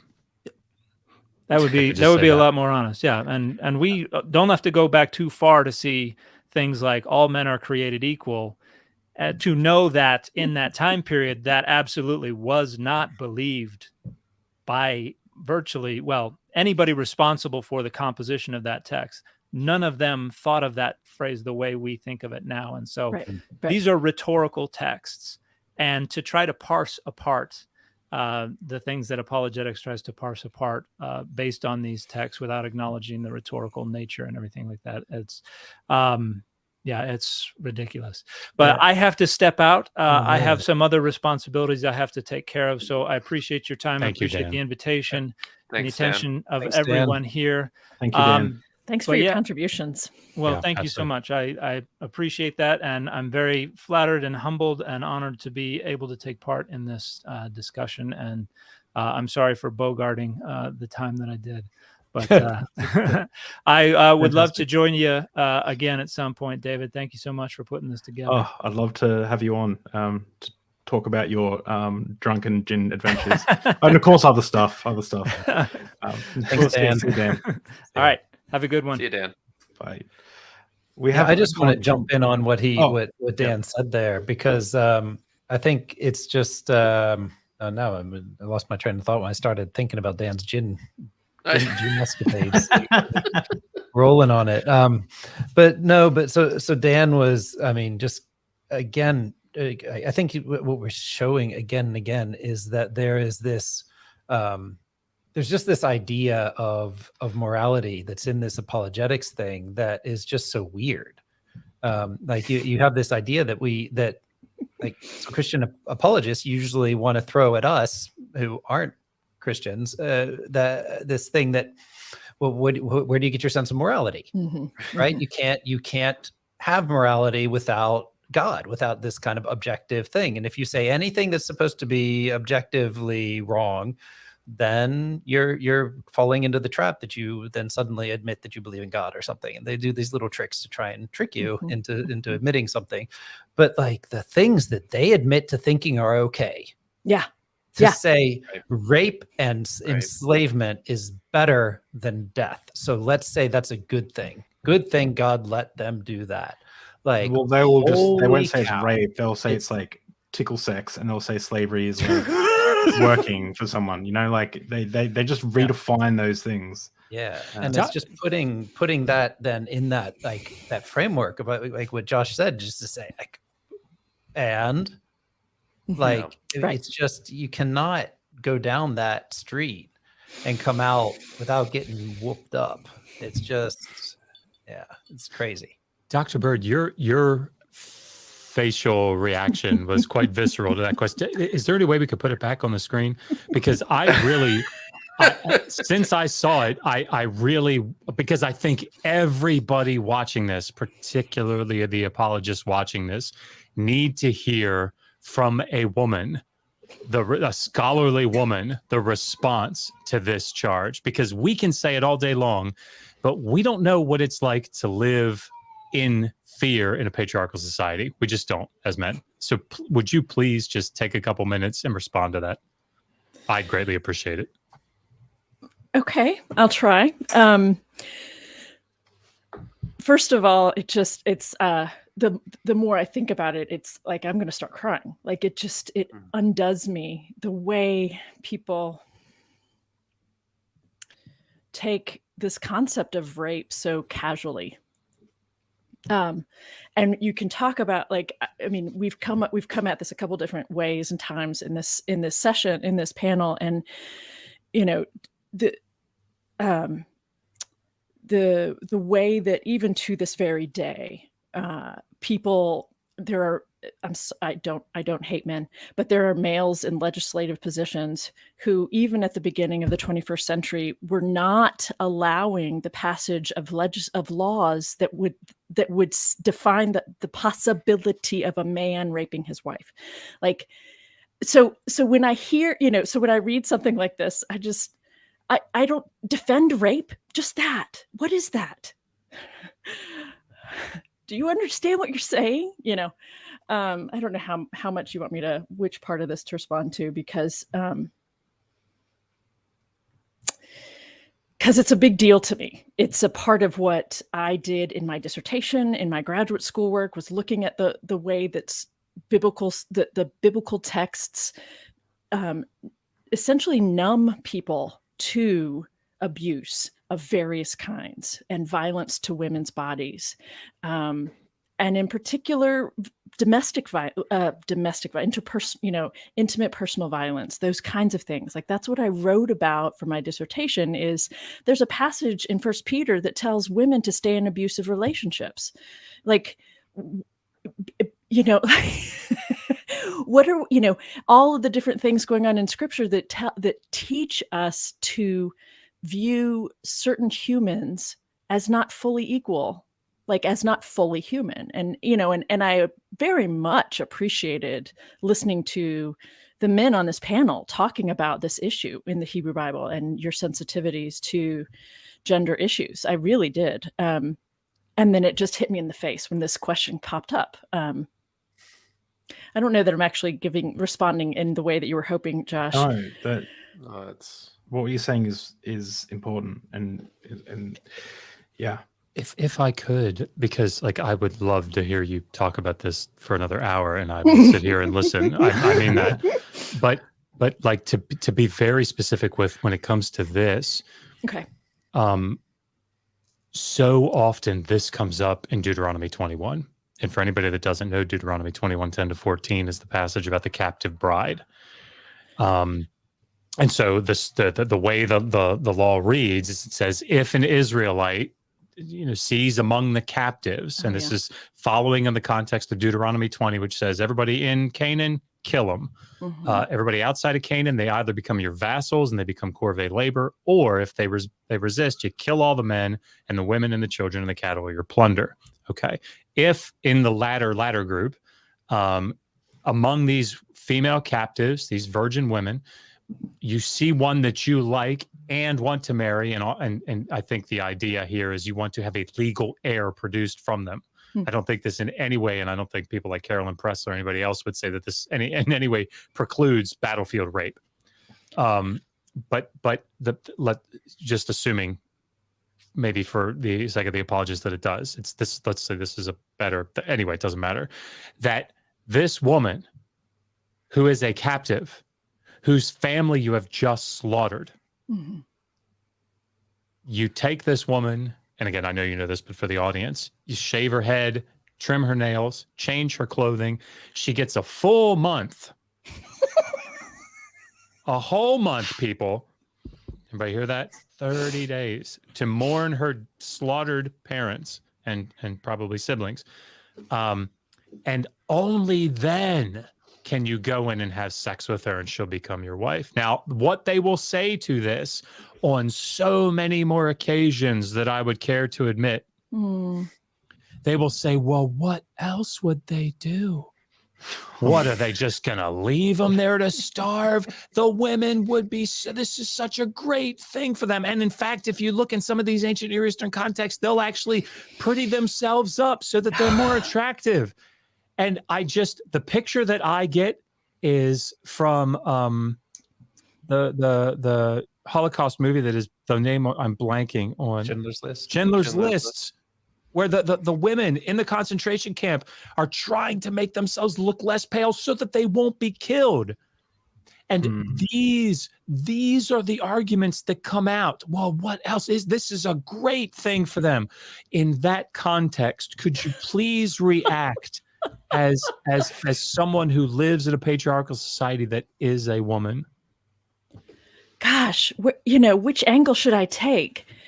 I'm like, oh, this is being recorded and happened to know my parents are watching. I'm like, fuck you! That's my first response. Like, okay, like, do you really not think that we can manage on our own? Thank you very much. But then there's also the other issues of, right, the way that you do actually survive when you're in a city and all the economic exchange and all that kind of stuff. But, like, I don't even know where to start with that.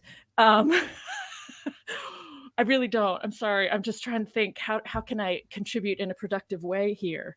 Can we come back to it? I don't know how to. I don't know. What to say.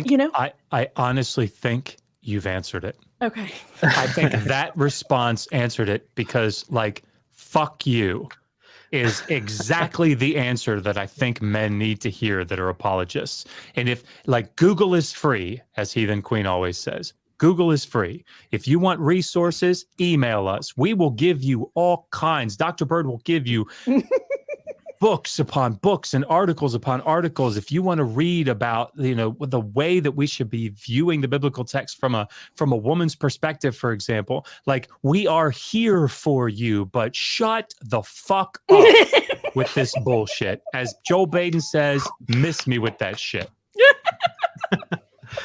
I'm going to clip that. That was great. That it's true though. It's true. And you often forget that, like, that thank God, you've been on the show before, or thank Neil deGrasse Tyson, I usually say. Dr. Joyce, you've been on the show before, and you talk about the conquest of the Israelites and all that stuff. Thank Neil deGrasse Tyson that likely most of that didn't happen historically, or at least parts of it. But the same people who want us to believe it did happen, and that they did kill the infant boys and they take the virgin girls and all those things, want us to believe that it was a good thing. Yeah, it's just you have to remember these. If they want us, if people want us to believe that these were true, living, breathing, feeling, thinking, touching people with personalities and dreams and ambitions, who were just murdered and taken as prisoners of war and slaves. Let's forget about the bad guys. Let's just think about their children. Like, I mean, yeah. It's another thing. I could go on a monologue, but I'll save it for a time when we're on deep drinks and I've had a bit to drink. Because that's usually when it's the best. Does anyone else have anything to mention before I jump to the next super chat? No. Important topics. Sorry, we've already had that one. Do any of the colleagues side with these apologists defending these things? How common is it in academia? Way more than we'd all like to be able to, than you might believe. Oh, wow. Yeah, it is actually. There are. So I think. So go ahead. I think it's. So I think there's going to be a disconnect between a lot of things, like the way the scholars talk within the academy to other scholars, and the way they would talk about it in media or in apologetic things or in churches or whatever. And this is like something I think that a lot of people that haven't gone to an academic institution wouldn't know about, but that, like, you can have a professor who is actually quite conservative in the religious context, that would never say, like, that Moses didn't exist or the Exodus didn't happen or whatever, but then we'll come in and tell you in class that there was no Moses and that there was no Exodus. Or, I mean, they would say the consensus position is this, and here are the reasons, and this is what you need to know, and we'll never second guess it. But they feel the need to talk about the Bible differently when they're in front of non-educated people. And so then there's just this disconnect between what they do in the setting of the academy and the setting of the church or whatever. And so I think that's where, like, a lot of us actually don't know where a lot of our colleagues are about these kind of things, because I think in academic settings, they're quite often careful to not expose themselves, as Yahweh would say. It is, yeah. It is pretty cool. I had a front row seat to some of this kind of stuff. When the very first time I was in Israel, I was working at the Shrine of the Book, which is where they keep the Cave One Dead Sea Scrolls, with Professors Eugene Ulrich and Peter W. Flint. And while we were there, Simcha Jacobovici. You remember this guy? He was filming his TV show, The Naked Archaeologist, and came into the vault to interview Peter and Gene. And it was remarkable to watch in real time, because the scholar hats came off as soon as he turned the camera on, the apologist hats went on, and they talked for 10 minutes about, Moses writing the Torah and how much confidence we can have in the preserved text and all this kind of stuff. And then as soon as he left, it was like, we take that off and we put the other one back on. It was, it's real. I can also just say part of my reaction was that, I started PhD work at a particular institution, and I was asked within the first month or two, I had a professor pull me aside and say, "Are you sure you're going to be a good fit here? You're asking questions we just don't ask." And so I did transfer, right? But so and I was grateful to be able to transfer, also grateful for the time there, but for the perspective it gave me.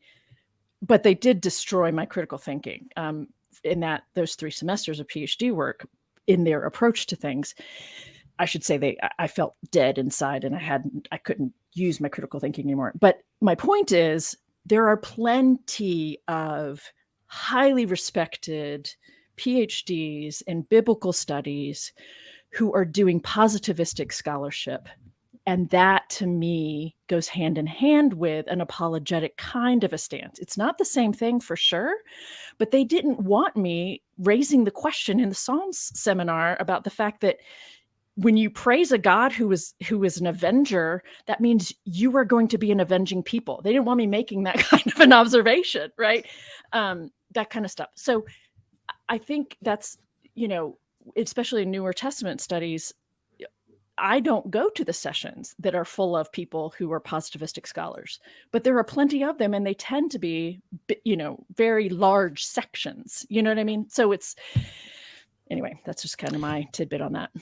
And I do want to point out, sort of to make sure we tie this to the slavery aspect here, because I suspect that the question may be coming from a different direction. I agree with all of you, by the way. I think that was spot on. But so that it's clear, when it comes to slavery, like in the ancient Near East or in the Hebrew Bible, this is not a debate. Right? Like, even if you read somebody very evangelical, like the professor emeritus, Dick Averbeck out at Trinity, like he's got in that book, like Behind the Scenes of the Old Testament, I think is the name of the edited volume. It's mostly evangelical writers, I think, in it. But he's got a section like explaining slavery. There's like one thing, maybe 2 things that he would disagree with me on, but they're more minor. Like when we talk about things like debt and chattel slavery, like Jay Caballero came on, who's getting ready to finish his PhD under Bruce Wells, ancient Near Eastern and Hebrew Bible law legal specialist down at University of Texas, Austin. And he's writing on sex crimes in ancient. He's the one that proofread my chapter on rape and adultery in the Hebrew Bible. And he came on to Derek's Myth Vision podcast and was like, why is anybody debating the reality of slavery and the laws of the Hebrew Bible? Of course, there's debt, chattel, and sex slavery. What? Why would that be a debate? So I think everybody needs to understand this, that the data points on this topic almost universally agreed upon.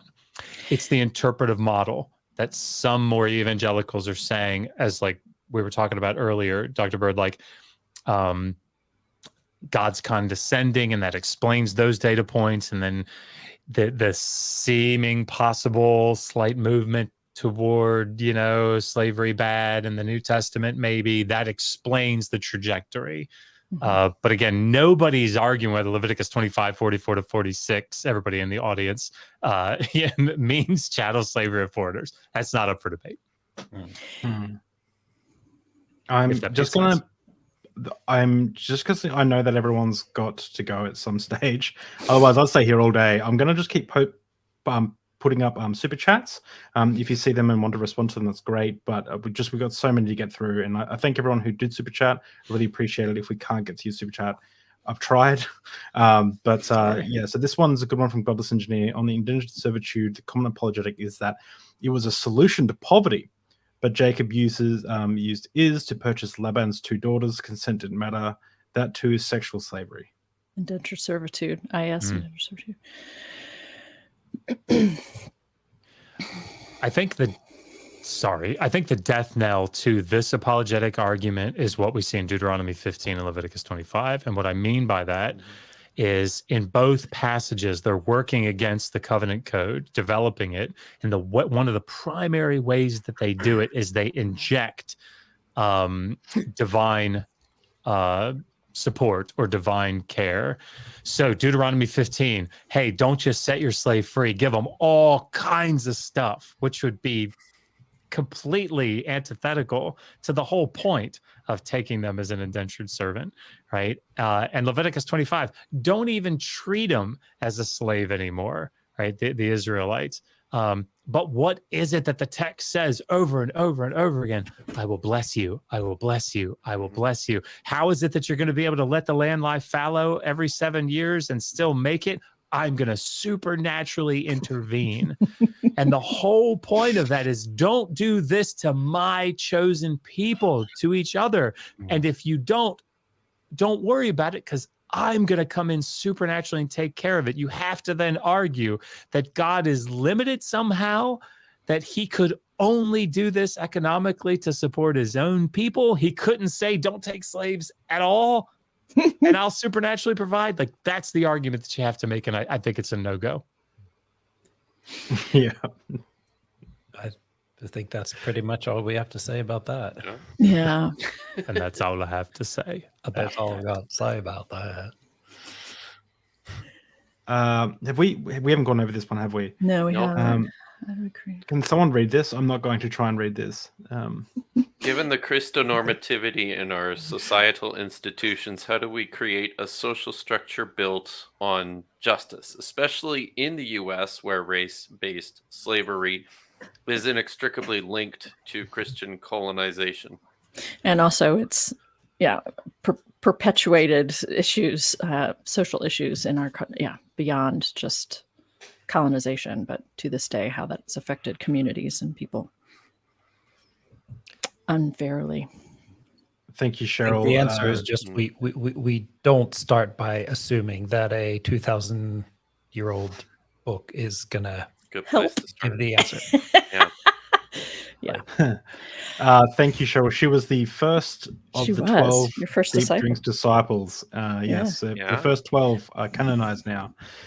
On Patreon.com/Deep. I just have this thought going through my mind, and this is about, I don't know how helpful this is, but I'm also really conscious of the fact that the conversations about slavery are about the laws in the Hebrew Bible, and they're not, right? I mean, the fact that the Newer Testament isn't even being invoked in this conversation, or that people aren't aware of it. And I mean significant proportion of Newer Testament scholars, right? And as well as just the general population. Like, I find it stunningly entertaining that the same conservative Christians who actually don't like the Hebrew Bible are also only talking about the Hebrew Bible, right, in this conversation about slavery.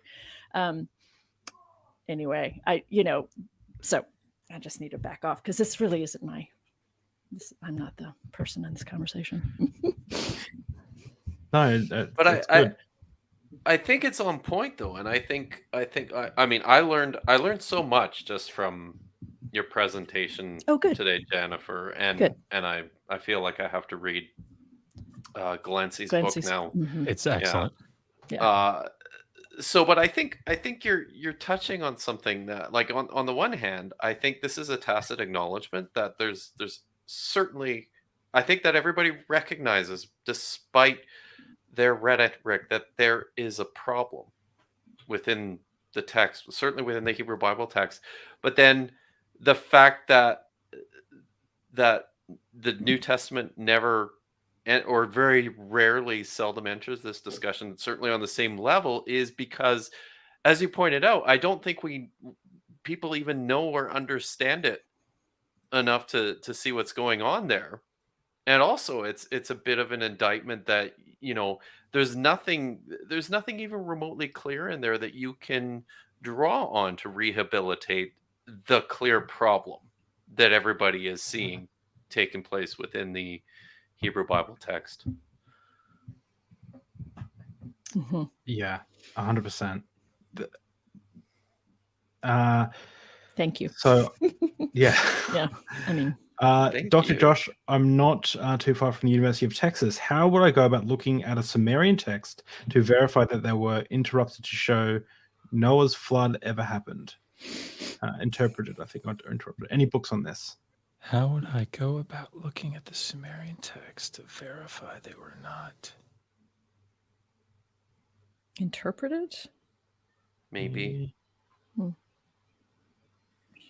Oh, sorry. Does this mean that because throughout the third millennium, we have a whole plethora of cuneiform texts, both in Sumerian and Akkadian, that show that if the flood happened, this worldwide flood happened in the middle of the third millennium, as the biblical timeline would indicate, at least under that interpretive model, that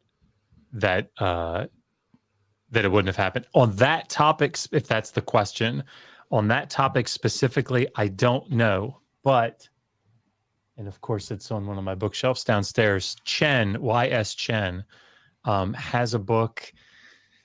I think it's a 2012. And of course, I can't remember the title. It has like flood in it. But if you type in CHEN into Amazon flood, you'll see it. But essentially, the monograph Primeval flood catastrophe. Yes, that's it. Thank you. The book is about I think the best evidence from a literary standpoint that the Mesopotamian flood does not reflect some actual catastrophic, either regional or global event, is the fact that we don't have the flood tradition heading Mesopotamia until the beginning of the second millennium, which is a huge deal because it shows up in the Sumerian and Akkadian texts in that first portion of the second millennium. So what you would have to argue is that the flood happened around 2500. You have the whole Sargonic Empire from 8 people in like 20 years. But outside of that, if that's not enough of a problem for you, that they waited 500 goddamn years before anybody wrote anything about the whole world being flooded, right? Like, no, it was just like, let's sit on this one for a little bit until we repopulate the whole world with this really wicked, and then they're going to write about it. And then we'll just wait another 1200 years before we write about it. Like, if that makes sense to you, it's possible. It's possible. Possible. Is it likely? Sorry, that's the answer. Alan Bird wants you guys to publish a book with fleshed out notes from this, and he'll buy it. So there you go. We got at least one. I'm game.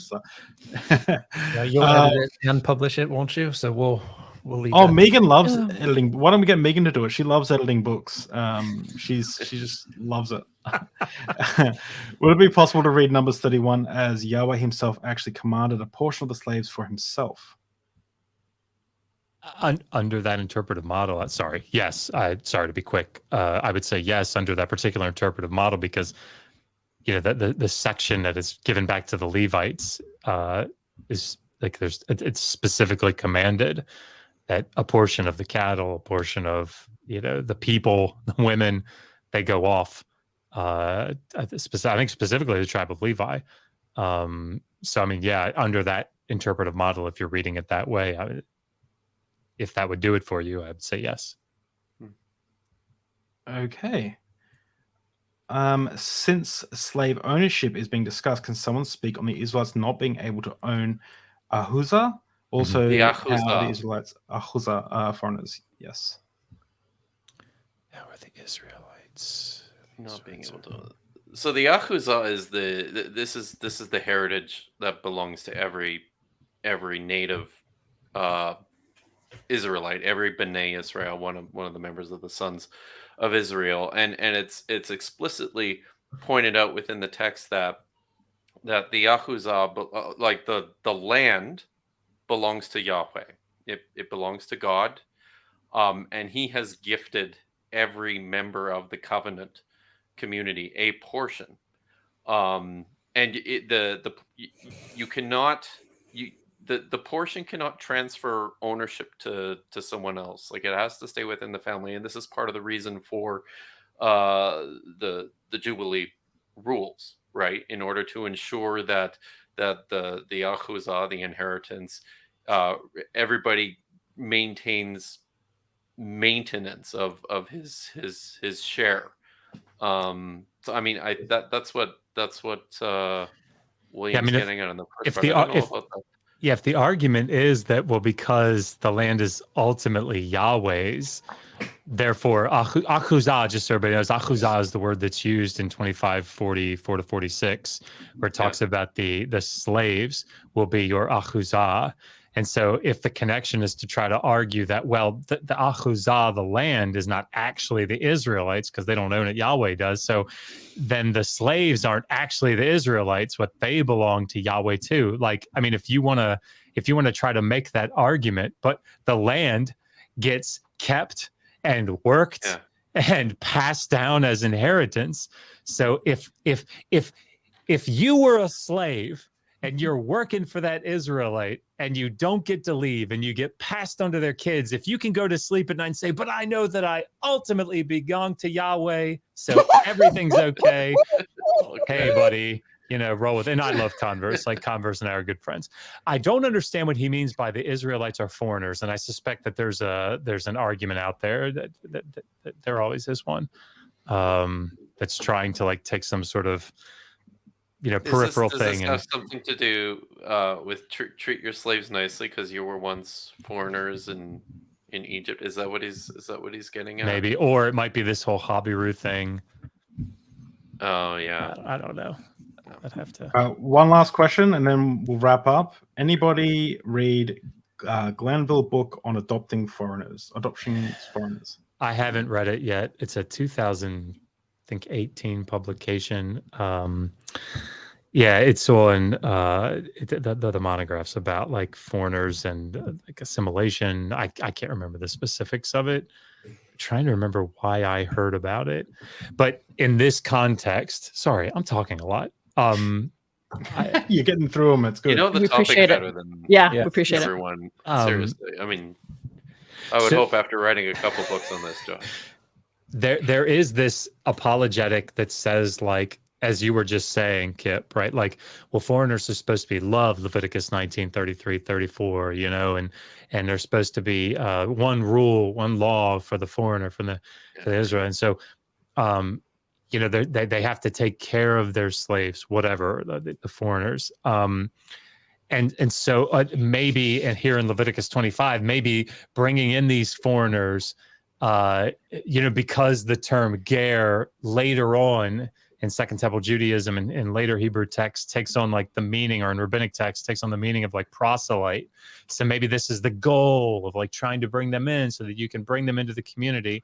Like, again, whatever argument, comes from that, they're still fucking slaves. Like, stop. Just stop, everybody. Whatever the goal is, whatever the end result, you would not want to be that person. Please stop making apologetic arguments for it. Thank you. That's great. So guys, I want to wrap up the conversation there. Thank you so much for coming on. I have one last thing to kind of talk about before we go.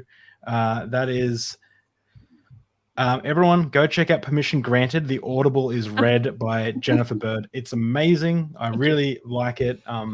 Even as someone who doesn't really get a lot of theological benefit from the Bible anymore, as a non-Christian, it still was amazing to read. So it's great, amazing for both Christians and non-Christians alike. Dr. Josh has a bunch of books on Amazon.com.au. The Atheist Handbook to the Old Testament, Volume 1 and 2. Learn to read Ancient Sumerian, learn to pray in a dead language. I don't know if there's any more of a niche scholarly stuff than that. That's really awesome. That Sumerian book is the best seller by a factor of 2. Really? I'm not kidding. Really? Wow, that's cool. Sells tons. Anyway. Dr. Kip Davis, his YouTube channel is just slamming, and I'm going through his stuff on your stuff on the Dead Sea Scrolls, and we had a really interesting conversation over in Deep Drink. So if you like Dead Sea Scrolls stuff and like someone who's an active scholar, go check out Dr. Kip Davis's YouTube channel. And Mathmonger, we got you up from 90 something Twitter followers to 105. You will be announcing something badass we hear this week, so everyone should wait. Check that out. The last thing I want to mention is I do have a Patreon. If you like supporting this channel, please go over there and check it out. Patreon.com/deepdrinks. And in 2 days, I'm interviewing. This is going to be a really hard episode. I'm interviewing Pepe Julian Onzima. You might know him from the viral clip online of like in Uganda. It's like, why are you gay? And it's like, I'm not. It's like it's like a classic meme clip. Why are you gay?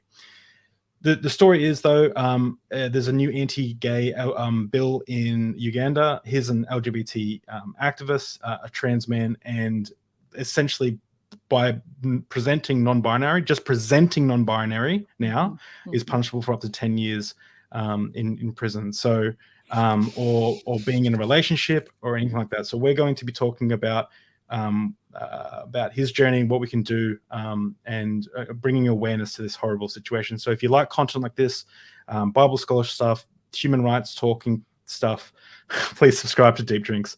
And thank you guys for all coming out. It's been an absolutely wonderful panel. Hopefully next time my camera won't break. Thank you.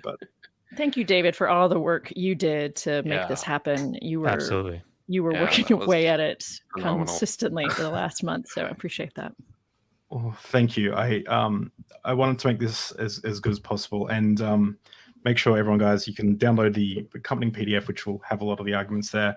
I want guys also, please, everyone has full permission to clip sections out of this for yourself, do a little commentary over them, and just get this out. The idea behind this is I'm so sick. This is how this started. Is I messaged Josh and said I'm so sick of this Bible slavery like arguments still floating around. It's bullshit. Like, it's ridiculous. Like, this is not hard stuff.